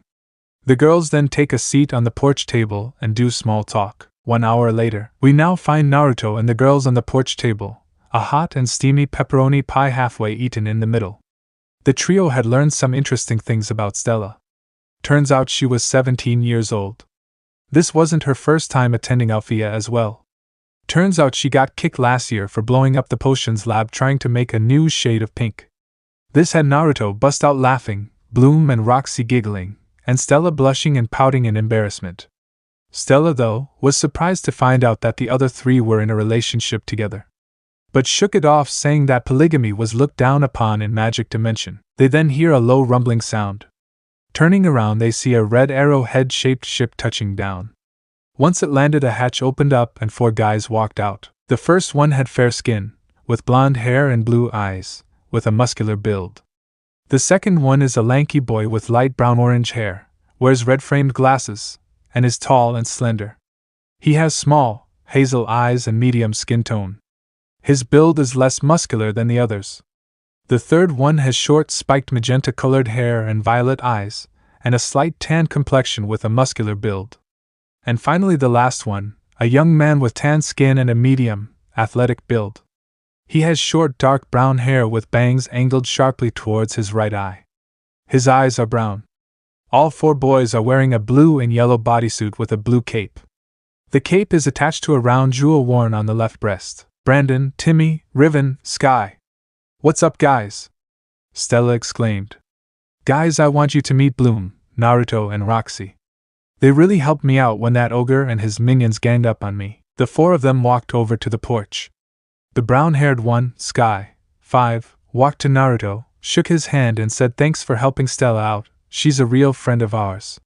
We also know each other due to our parents being politically involved. Oh, you're a royal? Asked Roxy curiously. Yep, you're looking at the future Prince of Heraklion. Sky states proudly, and I'm his royal squire. Brandon, 6, said. That's pretty cool, said Bloom. It must be really nice being a prince. Yeah, it can be sometimes, Sky said. So where's this troll we're supposed to pick up? Right this way, gentlemen, Naruto tells them as he leads them to the wooden cage holding the unconscious troll. Let me open up his cage for you. Summoning DSK, he cuts open the front bars for them. Thanks and cool sword, says Riven, impressed by the weapon's design. Make sure he stays there while I go get the bindings from the ship. He then walked off towards the ship. Wow, who fought him? The damage he suffered is incredible, said Timmy. That was all Bloom, said Naruto proudly. She used a rapier that I made for her. Bloom summons Lambent Flare, showing it off to the guys, who were amazed by its design. Cool, you must be really good at weapon crafting, Brandon said amazed. Nah, it's just a little creation technique I know that makes non-organic objects.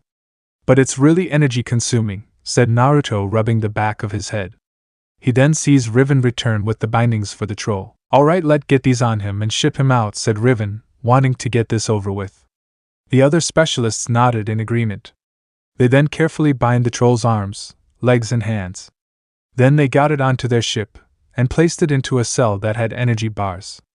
The specialist then said goodbye to the group and flew off. All right, I think you and Roxy should head home, Bloom. It's getting pretty late, said Naruto. Stella, you could stay here for the night in the spare bedroom if you want, he told her. Thanks, and yes, I'll take you up on that offer.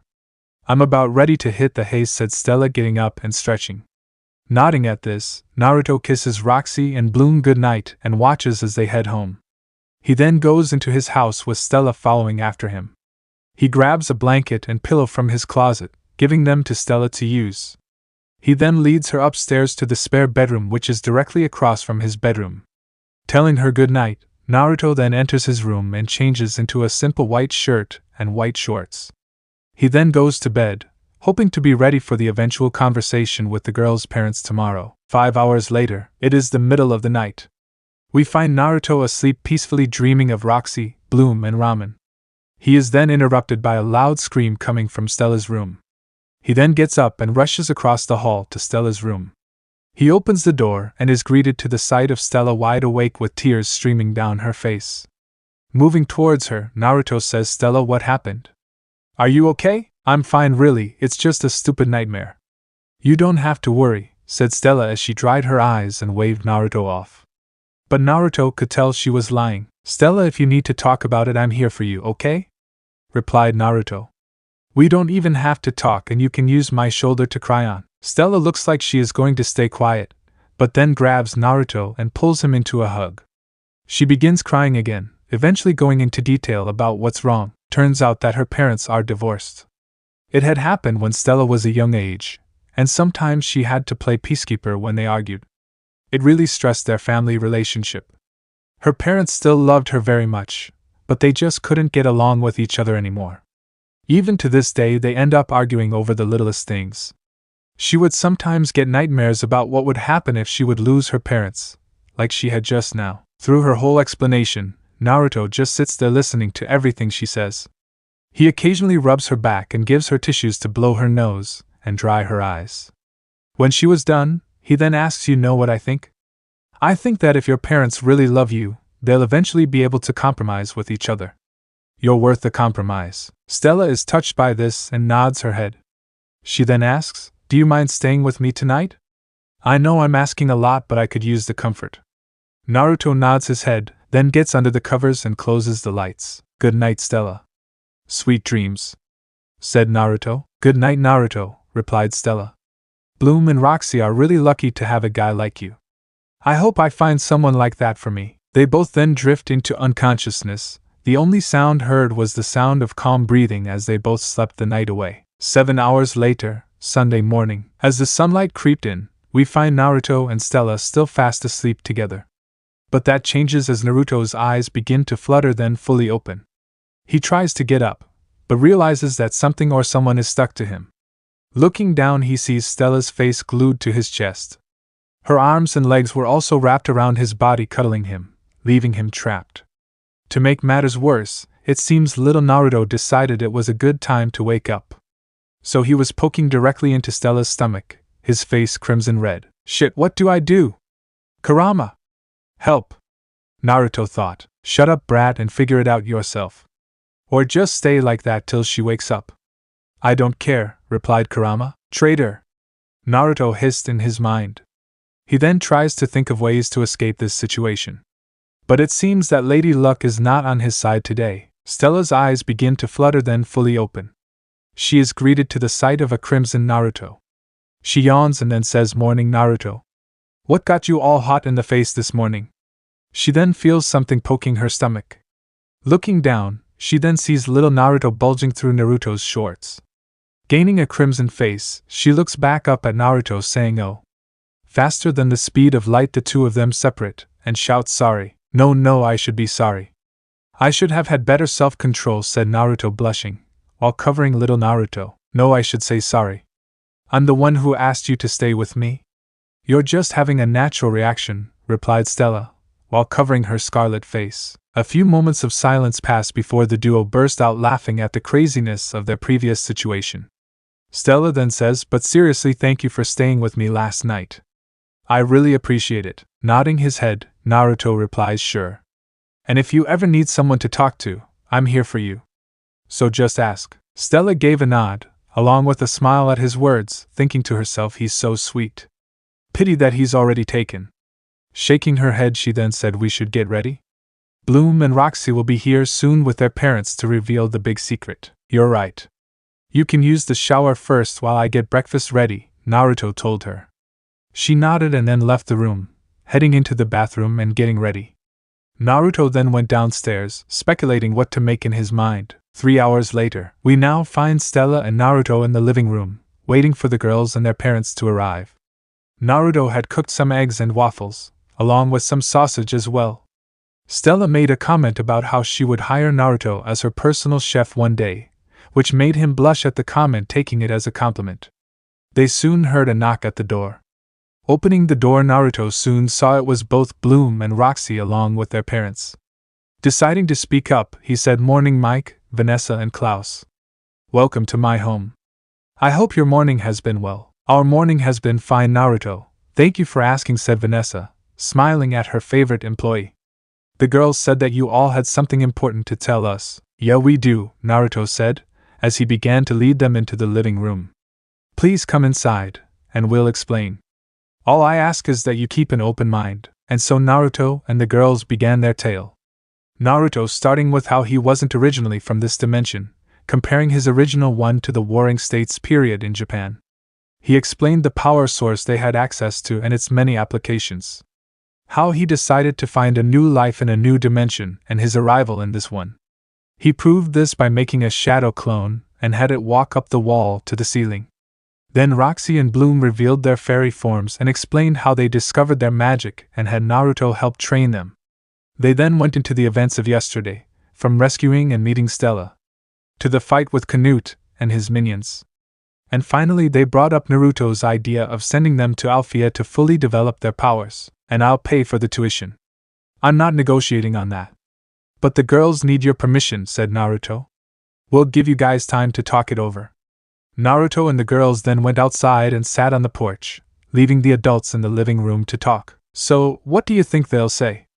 asked Bloom. "I hope they say yes. I enjoy your company. And it would totally be fun to have you join me at Alfea," replied Stella. She had grown kinda attached to the trio, especially Naruto. "Yeah, I totally hope they say yes. I mean, who can honestly say they've been to another planet," said Roxy excitedly. They then hear footsteps coming from behind. Turning around, they see Mike, Klaus, and Vanessa standing there. Mike then says, "Okay, admittedly we're kinda disappointed you kept such a secret from us.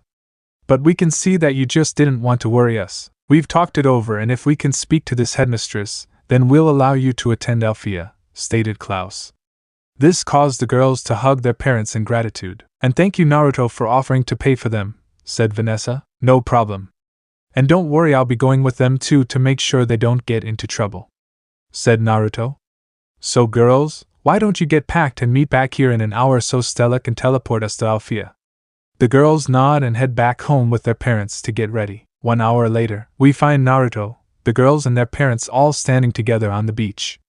The girls had packed for a whole year, their suitcases looking stuffed. Naruto was carrying a large scroll on his back and his house was nowhere to be seen. "Hey Naruto, what happened to your house?" asked Vanessa curiously. "Ah, that? It's sealed in this big scroll on my back," said Naruto. "My mother's side of the family were famous for the art of sealing. Seals could do a range of things, from cleaning your house to creating barriers that reinforce entire buildings. I basically made a seal to make my house portable." "Wow, that's pretty convenient," said Klaus, impressed. "Thanks. Anyway, Stella, are we ready to teleport?" asked Naruto. "Yep. Everybody grab onto my shoulders and we'll be there in a jiffy," replied Stella, having summoned her staff. Everybody placed their hands on her shoulders. Stella then tapped the base of her staff twice, then they all disappeared in a flash of glittering orange. 0000. Alfea College for Fairies, Magics. Our group appears in a flash of orange, and immediately Klaus dashes behind a bush to barf.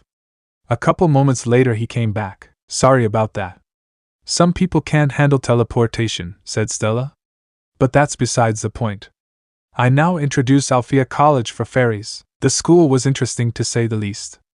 Its campus is a large castle with pink walls and blue roofs built around a courtyard. Wow, that's a lot of pink, said Mike, with Klaus nodding in agreement. It's definitely unique, said Vanessa. I will admit the color is a bit old, but the school's design is still pretty good, said Stella. All right. Let's go talk to Headmistress Farragonda about getting you girls enrolled. Nodding at this, the group follows Stella into the courtyard towards a woman holding a clipboard. She's a brunette with brown eyes and straight hair and a short, sharp hairstyle and sharp glasses to match. She wears a navy blue sailor-type dress. Name please, said the woman in a stoic tone, never looking up from her clipboard. Everyone, this is Professor Griselda, said Stella, gesturing to the woman. She's the head of discipline for the school. She also teaches self-defense. Looking up from her clipboard to see who's talking, she then replies, "Ah, Princess Stella, you've finally arrived. I hope you don't plan on blowing up any classrooms again."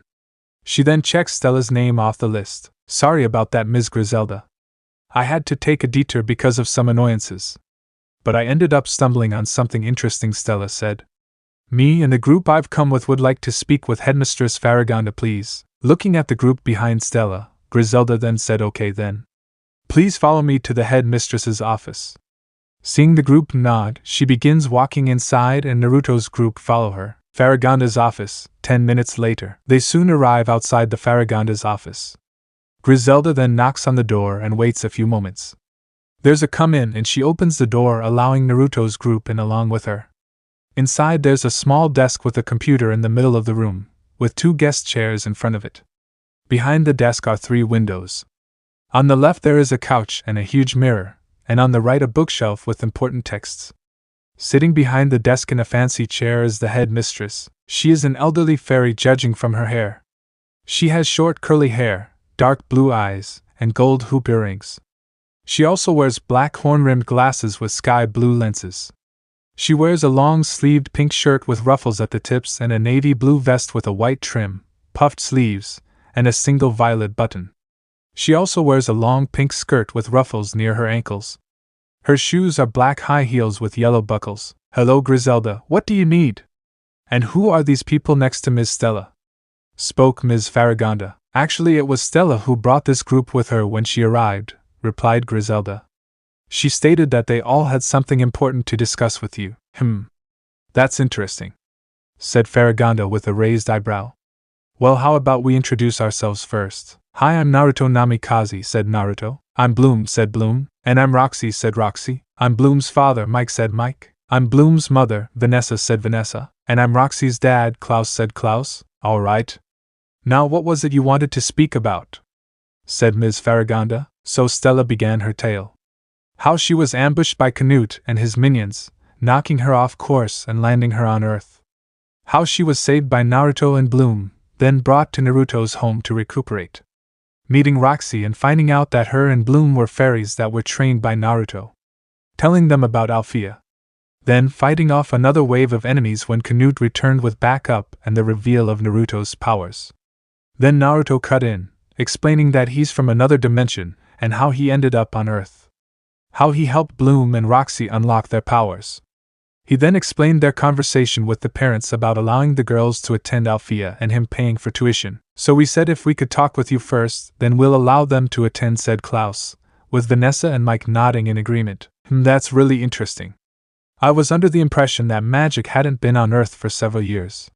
So how can 2 non-magicals give birth to a magical child?" asked Farragonda. Mike and Vanessa winced at the question, but then spoke up. "It's because Bloom isn't our biological daughter. I found Bloom in a house fire one day. But now that I think about it, I noticed that the fire formed a dome around Bloom like it was protecting her. Maybe it was her magic reacting to the flames." Vanessa turns to Bloom and says, "Bloom, I want you to know that regardless if you're adopted, you're still our little girl. All those moments we shared together are still there. I'm not that upset. It kinda makes sense really, since I don't really look like any of you. I'm okay with it cause you're still my parents," said Bloom, as she gave Vanessa and Mike a hug. "And you, Klaus, what's your story?" asked Farragonda. "Roxy's powers most likely came from her mother, Morgana. She passed away when Roxy was really young, so it was just me raising her." "That makes sense," Roxy said. "You're just an ordinary old man dad." This causes Klaus to sweat drop and the others to giggle. "Well, I would be glad to enroll you in Althea," stated Farragonda. All you need to do is fill out these applications and give me a tuition check, then we'll be all set to put you in the system. She then hands Bloom and Roxy their applications. It takes them 10 minutes to finish them. Then Naruto pulls out his checkbook and writes a check for $100,000. He hands the applications and check to Ms. Farragonda, who staples them together, then puts them within a folder on her desk marked admissions. Also, I was wondering if you had any labor or assistant positions open here at Alphea? Asked Naruto. Funny you should ask. We recently opened up a position for an assistant librarian. Our normal librarian, Ms. Barbatia, is in need of someone to help with her workload, said Ms. Farragonda, while pulling out an application and handing it to Naruto. Here's an application for you to fill out.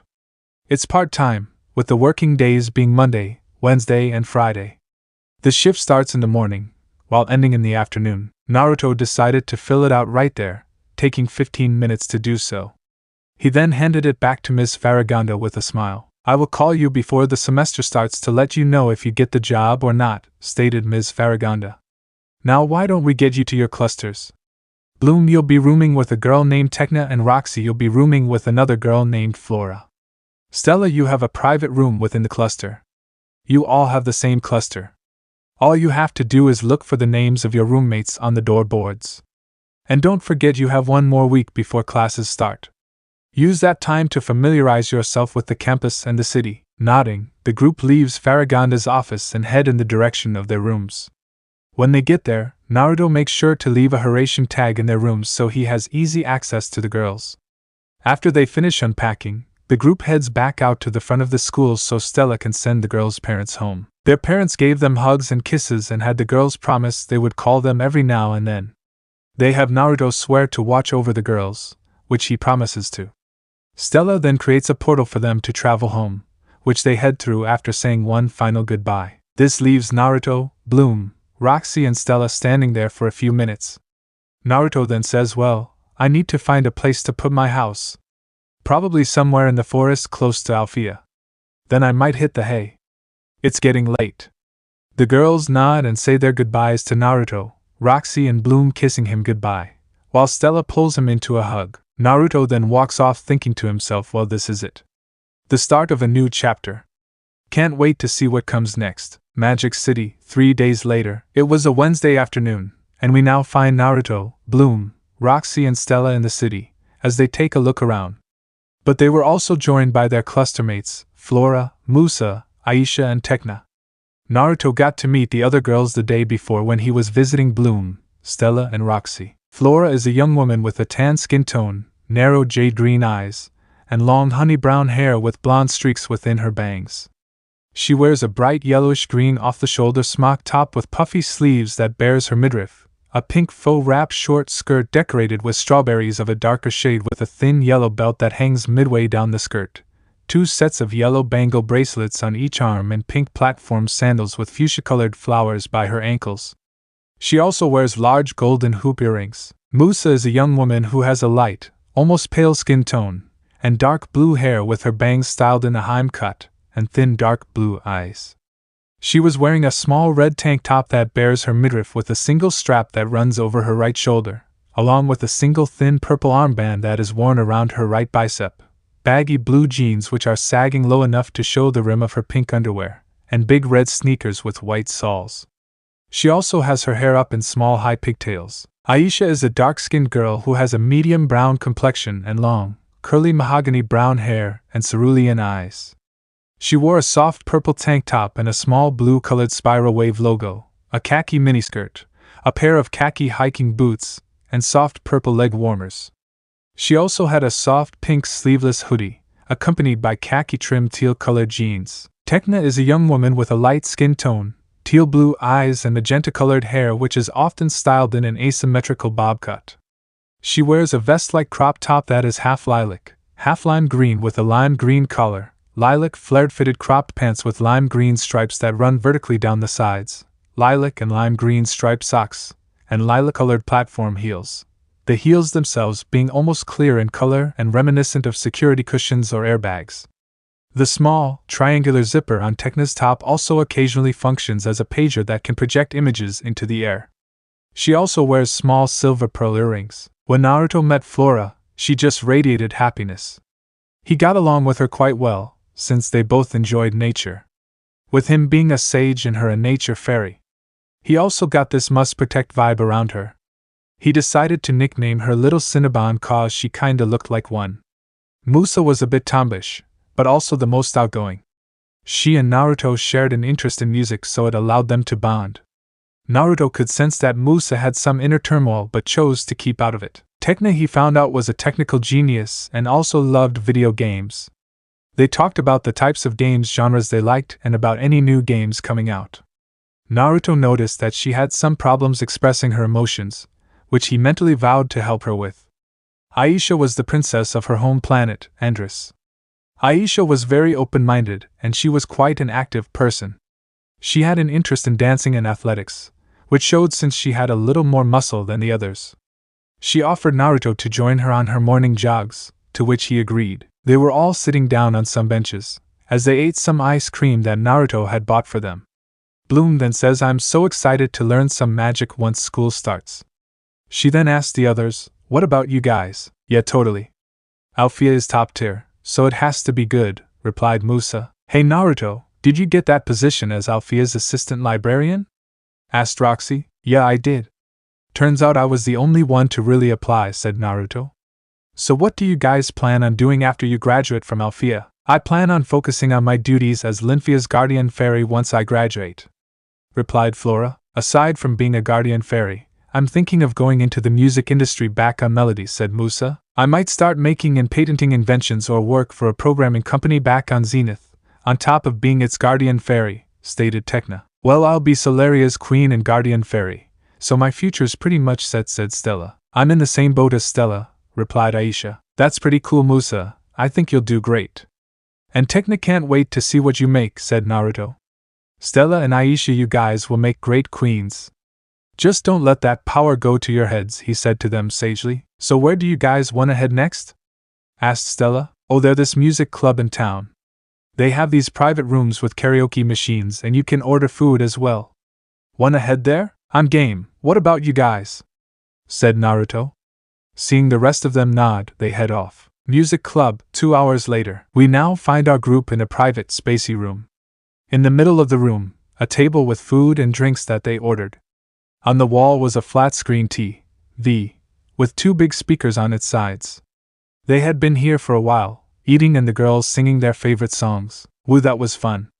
"Hey Naruto, how about you sing next?" said Musa. "Nah, I'm not much of a singer," replied Naruto. "Aw, come on, you can't be that bad," said Stella. "Sing, sing, sing, sing," all the girls began chanting. It continued till Naruto eventually gave in and went to choose a song.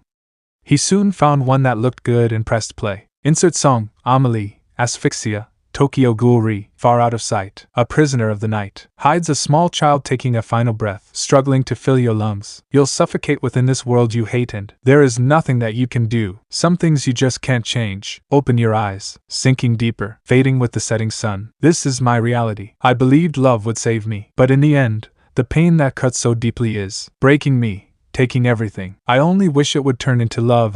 Cut me down, end my misery, because I loathe the joy I'm feeling. Lie to me like it's meant to be, cause I don't care, it's all the same to me. Let all the beauty fade and melt away. It's okay, no mistake. It's just who you are. You stay strong. But you are wondering how long you can keep the lie alive. When will you give it up? I've had enough. Piece by piece, breaking, shattering. But you don't let it show or let the world know. You're too far gone.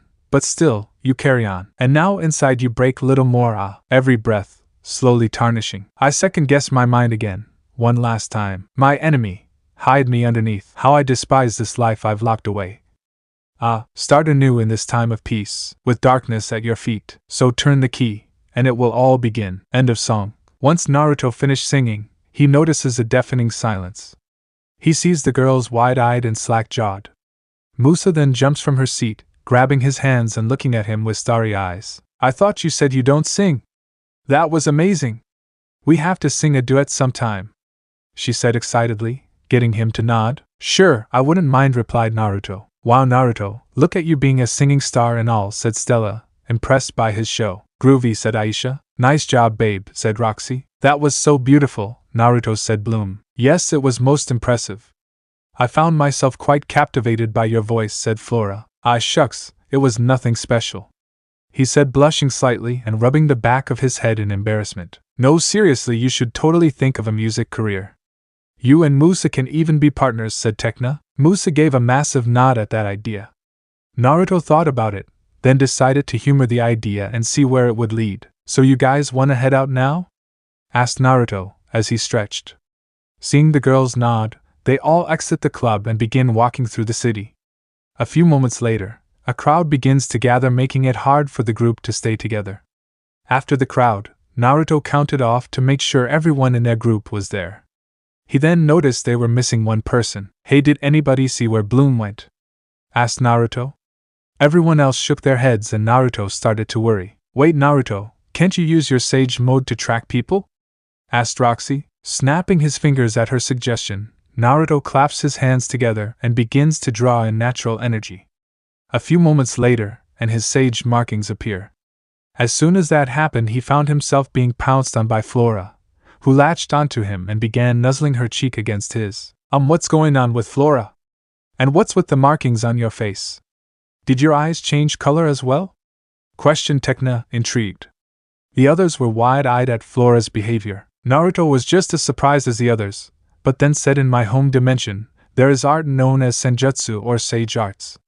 It involves a form called Sage mode which allows you to draw in nature energy from the environment, and it gives you a massive boost to your attacks, while also buffing your physical attributes. I can also sense the whole city in this form. As for Flora's behavior, I think it's because she's a nature fairy, and in Sage mode I'm like a beacon of nature energy. It must be putting her in a nature high. Should we get her off you? Asked Roxy, finding this whole thing hilarious. Nah, I can carry her, while we head to Bloom's location which I just picked up, replied Naruto. I think we should hurry. It looks like Canute found her, along with 3 powerful signatures that radiate negativity. She might be in trouble. He then shifted Flora so she was hanging on to him piggyback style, then sped off. The others followed suit. 0000 alleyway. 10 minutes later, Naruto and the girls soon arrived at a wide alley. They were greeted to the sight of Bloom on one knee, using her rapier to keep herself from collapsing from exhaustion. Across from her was Canute, on the ground unconscious with burns on his body. Hovering in the air 3 other women, their hands glowing with power. The first one has a pale skin tone, icy blue eyes and long, silvery blue hair that is mostly pulled back into a high ponytail by a dark teal tube-like hairband. 2 long curled hairs flow past her ears and to her shoulders. She wears a dull navy blue one-piece suit and a royal blue cape, with boots a darker shade of blue. Down the front of the suit is a white stripe that forms a thin belt with the letter I over the stomach. With this, she wears fingerless gloves and dark blue eyeshadow. The second one has a light skin tone, long brown hair that reaches down her knees with lighter colored bangs that flow down to her waist, dark gold cat-like eyes and a small hooked nose. She is also always seen wearing lilac-colored eyeshadow and purple lipstick. She wears a sleeveless dark purple bodysuit with capri-style pants. She also wears light purple gloves, dark purple ankle boots with pointed toes and small openings at each side, and a lilac-colored choker covered in dark purple jewels. Under the choker lies a strap that flows down the middle of the bodysuit, where it forms a D at her midsection before forming into her belt. To match with the rest of her outfit, she has dark purple eyeshadow, with bits of it on her cheeks around the bottom corners of her eyes. The last one has a tanned complexion, teal eyes, and frizzy dark purple hair that is shaped like a cloud with paler bangs which flow down to and rest on her shoulders in the shape of lightning bolts. A small hair can also be seen peeking out from the very top of her head. She wears a sleeveless dark fuchsia dress with a flared collar, matching elbow-length gloves that stop at the palm, fuchsia tights or leggings and short, dark fuchsia heel boots with pointed toes. She also wears a pale pink choker covered in fuchsia-colored gems with a strap just under it that flows down the center of her dress where it forms the letter S at her midsection before forming into a thin, curved belt. To match the rest of her outfit, she has dark fuchsia eyeshadow and lighter-colored facial makeup that adorns most of her cheeks under her eyes. Seeing them about to attack and possibly finish off Bloom, Naruto jumps forward clapping his hands and shouts Sage Art, Earth Style, Earth Wall. He then slams his hands into the ground causing a thick wall of earth to appear in front of Bloom. As the 3 women unleash their attacks, they collided with the earth wall and exploded. When the dust clears, Bloom remains in her previous position, still exhausted but unharmed. "The tricks!" shouted Musa. "They are a trio of senior witches that go to Cloud Tower. Apparently, they are the strongest in their grade. Who looks like someone knows their stuff, sisters." The first one spoke quite arrogantly. "Let us introduce ourselves. I'm Icy, Darcy." The second one said stoically. "The name's Stormy," said the third one with a haughty tone. "I could care less what your names are." "What did you do to Bloom?" asked Naruto angrily. "We got a tough guy on our hands." "What's your name?" asked Icy. Naruto, thinking it would be a good idea for a smart comeback, replied, "That's a stupid question. I am who I am who I was, and I am who I'll always be." This caused the other girls to giggle while they checked on Bloom. The witches, on the other hand, weren't happy with his answer. "What kind of answer is that?" questioned Stormy. Naruto gave a shrug and replied, "Well, what other answer is there? It's the only one worth giving." Darcy gained a tick mark, then said, "What are you even doing here? Incredible. You follow one idiot question with another." "I'm stopping you from killing my girlfriend, of course," replied Naruto. "No, you're not." "Not unless we say so, you're not," replied Stormy. "But you already said so, only 10 minutes ago you said so." "You said so, and I did so," he said back. The girls were now struggling to hold in their laughter. "No, we didn't," Darcy said quite angrily. "What on earth is wrong with you three?" Naruto said. "Something interesting in your lunch, is there? It's hardly any wonder that your victims are surviving, if you can't even remember who you're supposed to kill and who you're not supposed to kill. Thank you for that. And now apparently, I have to leave myself, and take my friend with me. Goodbye." He then grabs smoke bombs from his satchel and throws them down at his feet, covering the alleyway in black smoke. When it cleared, the witches saw that the group was nowhere on sight. Stormy then released an aggravated yell from the top of her lungs. Public Square, 15 minutes later. As the group made their way to the public square, they busted out laughing. Once they stopped, Naruto then cancelled his Sage mode, causing Flora to snap out of her nature high. Realizing the position she was in, she immediately hopped off Naruto's back with a crimson face. "I am so sorry. You just felt like a beacon of natural energy. Then I got all warm and fuzzy and couldn't control myself," she said with her head down in embarrassment. "It's okay, Flora. I'll just have to be careful when using that form around you," replied Naruto, giving her a head pat. This caused Flora to calm down and nod. "Do you think you could possibly teach me how to use senjutsu?" she asked. "Kurama? Thoughts?" thought Naruto. It might be possible due to her strong connection to nature. "Tell her yes. We'll also throw in some physical training," stated Kurama. Mentally nodding, Naruto turned to Flora and said, "Sure. I would be honored to pass on this art to you, little Cinnabon. Just know it requires a strong body, so I'll be training you into the ground," causing Flora to smile and nod. "BT dubs, I tots recorded the whole thing and sent it to everyone in our group," said Stella. "Stella!" shouted Flora in embarrassment, her blush returning full force. Everyone else started laughing again. "All right. I think that's enough fun at Flora's expense for today. It's getting late and you guys should get back to Althea, before you all get in trouble for staying out after curfew," Naruto told them. Seeing the girls nod, they all depart for the transport bus. 0000. Althea Gates. 1 hour later, Naruto and the girls arrive at Althea's gates 30 minutes before curfew. The girls say goodbye to Naruto, except for Bloom, who stays back a bit longer. "Hey, can we talk at your place for a bit?" she asks him. "Are you sure?" "What about curfew?" asked Naruto. "You can just teleport me back to my room when we're done," said Bloom. Nodding his head, he grabs her into a princess carry. Then he water walks across the lake in front of Althea to his house. Once he reaches land, he puts Bloom down. "So this is where you put your house?" said Bloom. "Yeah, it was a nice empty spot and close to Althea," he replied. He then led her inside and into the living room, where they sat down and got comfortable. Naruto had grabbed himself a bottle of water and then turned to Bloom and asked, "What did you want to talk about?" Taking a deep breath, she then says, "I've been thinking about this for a while, and I want to have my first time with you today." Naruto, who was drinking out of his bottle at that moment, spat it out and started coughing. Once he calmed down, he asked, "Are you sure? This is a big decision for us." "And what about Roxy?" "I'm sure about this. I know this is a big step, but I want it. And Roxy can get her turn next," Seeing that she was serious, he then nodded his head and began to lead her to his room. As they went upstairs, he thought, "Hey Kurama, can you do anything to prevent pregnancy?" "Don't worry, I can use my chakra to make any shot you fire infertile. Plus, we're not ready for little redhead Uzumakis running around," replied Kurama. "Thanks, buddy," Naruto thought back. The Winx cluster, the next day. It was now Thursday morning and the rest of Bloom's cluster were worried. She hadn't come back to her room last night, and still wasn't there in the morning. Roxy predicted that she probably stayed at Naruto's for the night. But it was getting close to breakfast time, and it would look suspicious if they were missing a roommate. Just as they were about to leave, there was a flash of silver which revealed Bloom and Naruto in the middle of a make-out session. The girls blushed at the intimacy before getting a hold of themselves. "And just where were you, Bloom?"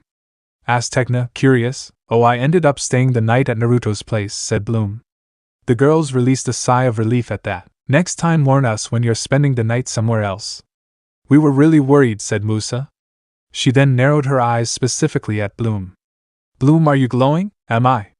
"I haven't noticed," replied Bloom, looking happy as ever. "Wait a minute, glowing? Super happy?" Roxy thought. Her eyes then widened and she shouted in no funking way.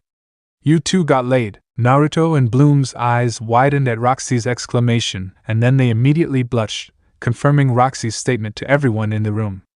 Everyone grew red in the face at the thought of Bloom and Naruto's night of passion. "Roxy, come on, that was supposed to be a secret," shouted Bloom, her face resembling a tomato. "I want details," said Roxy excitedly, as she got in Bloom's face. "Naruto, help me," said Bloom as she turned to him for help. "Well, we went 3 rounds with each other. 2 in my room, and 1 in the shower," replied Naruto. At that comment, Flora immediately fainted with an atomic blush on her face. Oops. Somebody should probably pick her up. "Well, I'll be leaving now." "Naruto! I'm going next, understand?" shouted Roxy. "Roxy!" said Bloom, her blush going atomic. "Totally. Let's see if you could last longer than Bloom," said Naruto with a challenging smirk. "Oh, I'm sure that I can," Roxy replied, as she gave him a sexy smile and wink. Bye, and with that he was gone in a flash, leaving Bloom at the mercy of her roommates. Althea, 5 days later. Day was Naruto's first day as assistant librarian. It was also the girls' first day of classes. As he made his way through the halls Monday morning, he was given many looks by the female students admiring his attire. He wore a black waistcoat, white shirt, black slacks, and a pair of black leather penny loafers. He soon arrived at the library entrance and went inside. He walked toward the front desk, where he met the librarian Ms. Barbadia. She has short and thick cloud-shaped purple hair, and her eyes are at an angle pointing upwards. She wears large round glasses. Her outfit is the stereotypical librarian attire, consisting of a blue vest, light blue, long puffy-sleeved, collared dress shirt, an indigo long skirt that has a small slit at the bottom and above-knee blue, high-heeled boots. She sees Naruto, then says, "Ah, you must be Mr. Namikaze?" stretching forward her hand to shake his. He took it and shook it, then replied, "Yes, that's me. It's nice to finally meet you, Ms. Barbadia. Please call me Naruto." "Then I must ask that you call me T," Naruto T said. Seeing him nod, she then begins to go over his responsibilities as her assistant. He would be in charge of reorganizing books, finding and checking out books for students, and filling out paperwork alongside her. When asked if he could handle it, Naruto explained and demonstrated his shadow clone technique.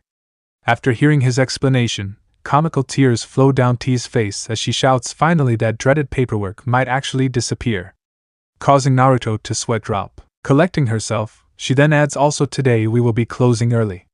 Tonight is a welcoming party for the freshmen and I'm chaperoning along with some of the other professors. The specialists from Red Fountain are also attending." He nods his head, remembering Bloom asking for his help with her dress for the event earlier this morning. He then takes his place at the front desk and gets to work. Magic City, 5 hours later. We find Naruto, Bloom and Stella in a clothing store.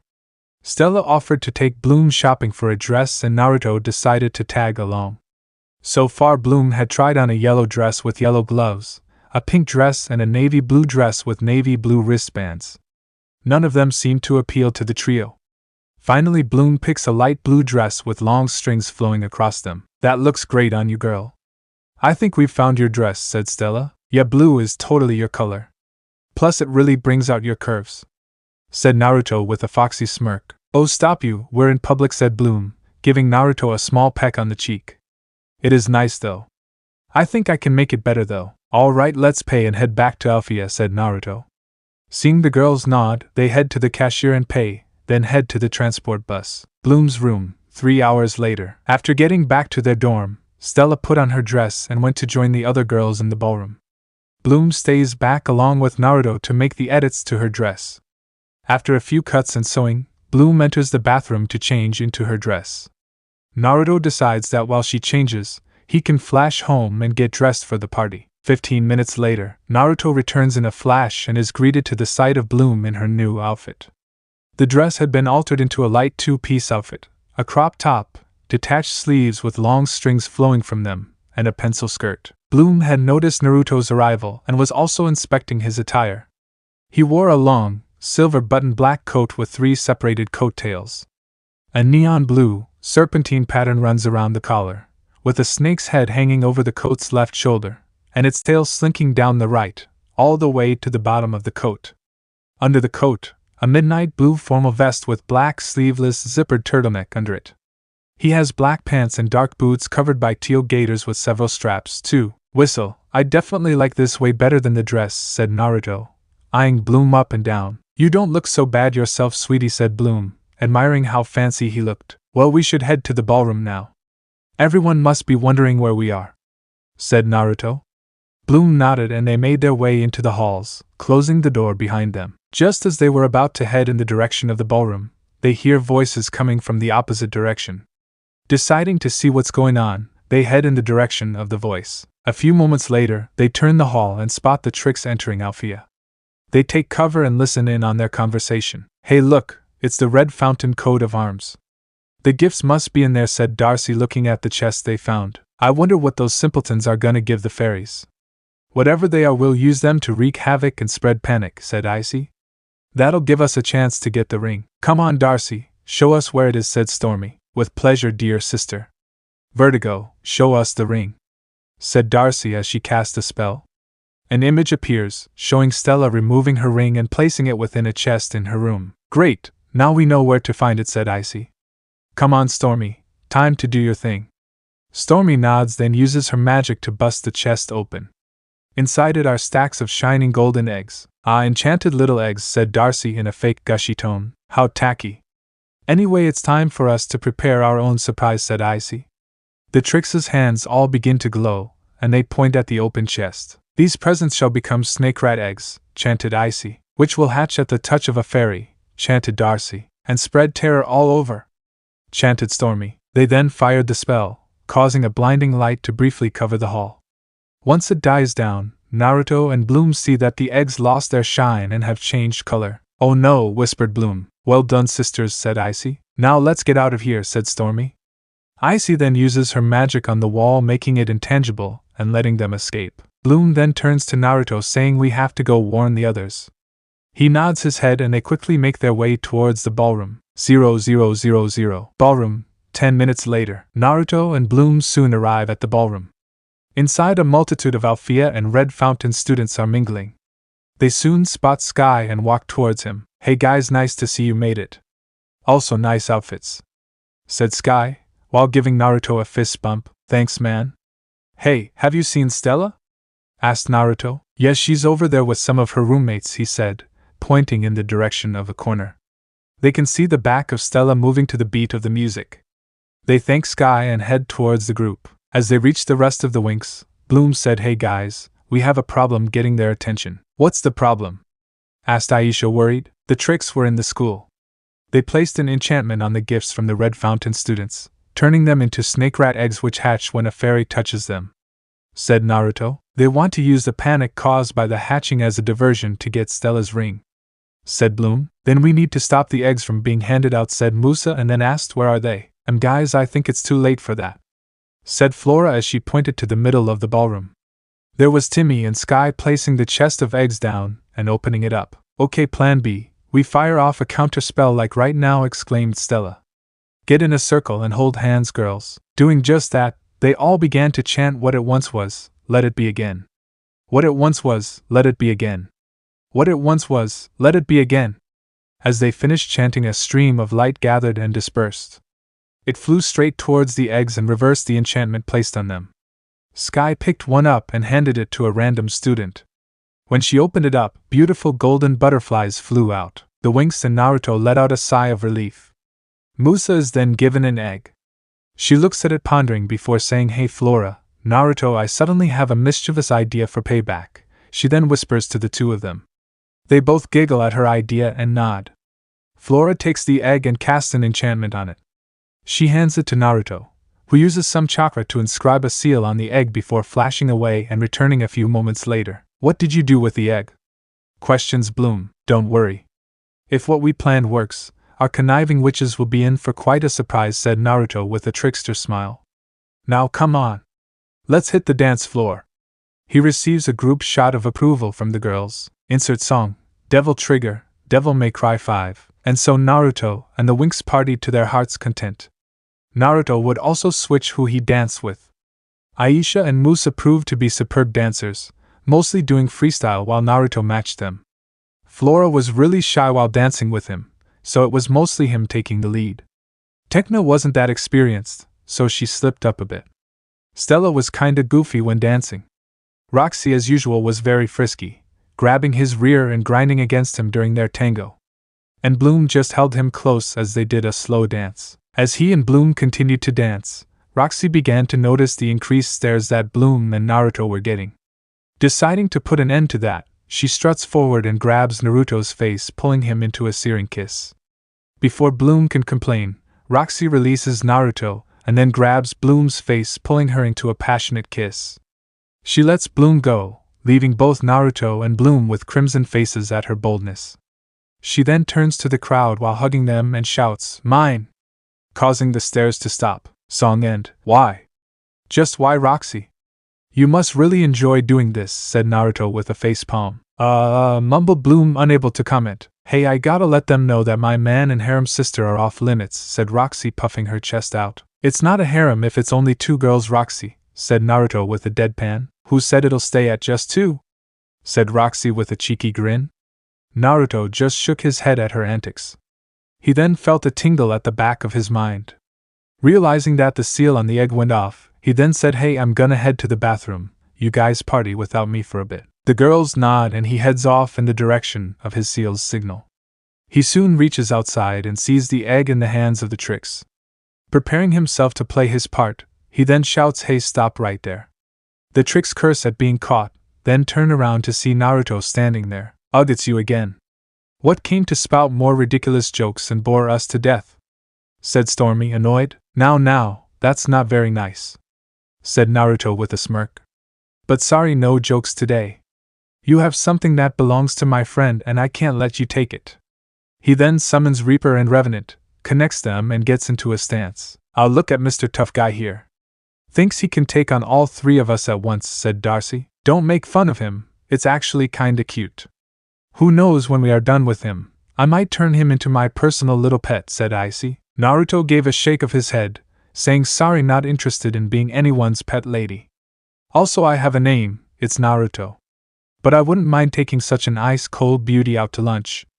He then winks at her. Icy gains a small blush but then shakes her head, shouting, "Don't think sweetening me up will save you."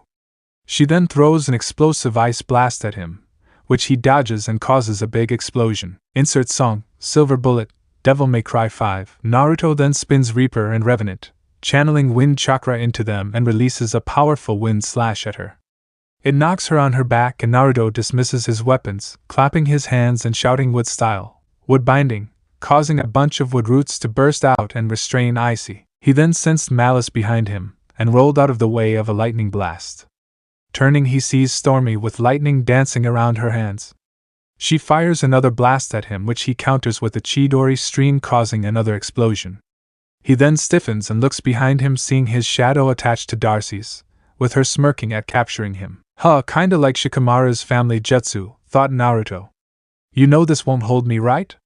He then flares his chakra, causing her shadow to recede from his. Darcy then tried to hypnotize him, but Kurama blocks it from his mind. He then punches her back, but before he could do anything else, he's hit with a blast of air and ice, and sent flying. He rebalances himself and lands on his feet. As this is going on, people from the ballroom begin to hear the commotion outside and look out the window. They witness Naruto's battle with the tricks and believe he's struggling. "We gotta go help him," said Riven as some of the other guys nodded. They moved to the door, but were stopped by Bloom, Stella and Roxy. "Guys, there's no need. Naruto is playing around with them," Bloom said with Roxy nodding in agreement. "If you look closely you can see that he's smiling. That means he's having fun." "He likes a challenge," said Roxy. Everyone looked closer at the battle and realized that Naruto was indeed smiling. "Sit tight everyone, you're in for a treat," said Stella. "Let's enjoy the show." Back to the fight, we find Naruto still dodging and getting hits in on the tricks. Naruto stopped toying with them and finished this. Kurama shouts, all right, you spoil sport." Naruto thought back to Kurama. He thinks for a while before snapping his fingers. Stretching forth his hand, he summons a new weapon in a flash of blue. In his hand a katana with a white handle with a golden dragon on both sides and a golden hand guard. The blade is pitch black, with the kanji for sever and bind written in white on the flat sides. A white sheath is seen attached to his waist. This was Kiritsugu, a sword created to sever and bind anything it cuts when used with its incantation. 3. With it Naruto used the Aido sword style, which he picked up recently. Pointing the blade at the tricks he then says, "Let's see if you guys can handle this next technique." He resheathes the blade and gets into a stance as a silver aura begins to cover him. "All right sisters, let pour on our most powerful spells," said Icy, getting a nod of agreement from Stormy and Darcy. They all focus their magic and shout out their attacks. Storm Strike, Vertigo Frenzy, Sub-Zero. Their attacks speed towards Naruto, and it looks like they'll hit. People within the ballroom shout for Naruto to move, but they are all silenced by Naruto's low but deep voice. Head jackpot. Slay all, Judgment Cut. Naruto disappears and reality shatters in a myriad of slashes as the tricks' attacks are destroyed. The three witches look on in shock as their strongest attacks are cut through easily. End song. Naruto then reappears behind them, and there's an audible click as he sheathes Kiritsugu. He then turns to them, his eyes crimson red, and says boo. At that the tricks see they are facing an opponent way above their level, and decide to cut their losses. They quickly open a portal and jump through, with the egg in hand unaware of the surprise sealed within. That worked well, but I can still fine-tune the technique, thought Naruto. Naruto! He heard someone call behind him. Turning around he has to open his arms to catch Roxy as she jumps onto him. He spins her around then puts her down. She pulls him into a kiss, and then releases him. That was really hot how you handled those witches. I think someone deserves a reward, she said while rubbing his crotch. They then heard footsteps behind them and quickly separated. Turning around he saw Ms. Farragonda and Professor Griffin, along with the rest of the Winx, Timmy and Riven. That was quite the display, Mr. Namikaze, said Farragonda, impressed. The girls have informed me about what happened with the eggs. I must say you handled it quite well. Yeah man, that last move was sweet, said Riven. We kinda thought you were gonna lose at first, said Timmy nervously. Those amateurs beating me. Not in a million years, said Naruto proudly. A shame they got a hold of Stella's ring though, said Tekna. At that Naruto, Flora and Musa laughed, confusing the others. You mean this ring? Said Naruto as he pulled out Stella's ring from his pocket, shocking the others. Wait, then what did they make off with then? Said Griselda confused. Oh, just a little surprise that Flora cooked up, Musa said smiling mischievously. Cloud Tower, Trix's room. We find Icy red in the face and steam coming out her ears, holding a picture of a naked Naruto in boxers blowing a kiss at her. The words "Take care" written on the front. On her neck was a purple little duckling, kissing her cheek and saying "I love you mommy" over and over. While Darcy and Stormy let out aggravated yells at being foiled again by that blonde bastard. Back at the courtyard. Yeah, they are not gonna be happy when they see what's inside. I added a little something extra on top of Flora's enchantment, said Naruto. Anyway, let's get back to the party. The rest of the group nod and begin making their way back to the ballroom. Roxy then stops short and grabs Naruto's arm. You guys go ahead. I'm gonna head back to my room. I'm kinda tired, said Roxy. She turned to Naruto. Mind walking me there? Giving him a wink, having an idea of what she really wants, Naruto nods. They then say goodbye to the group and make their way to Roxy's room. So this part ends here. Alright, that's it for today's video, guys. Let me know in the comment section how was the story. And also don't forget to like, share and subscribe. I will meet you in another video. Bye bye.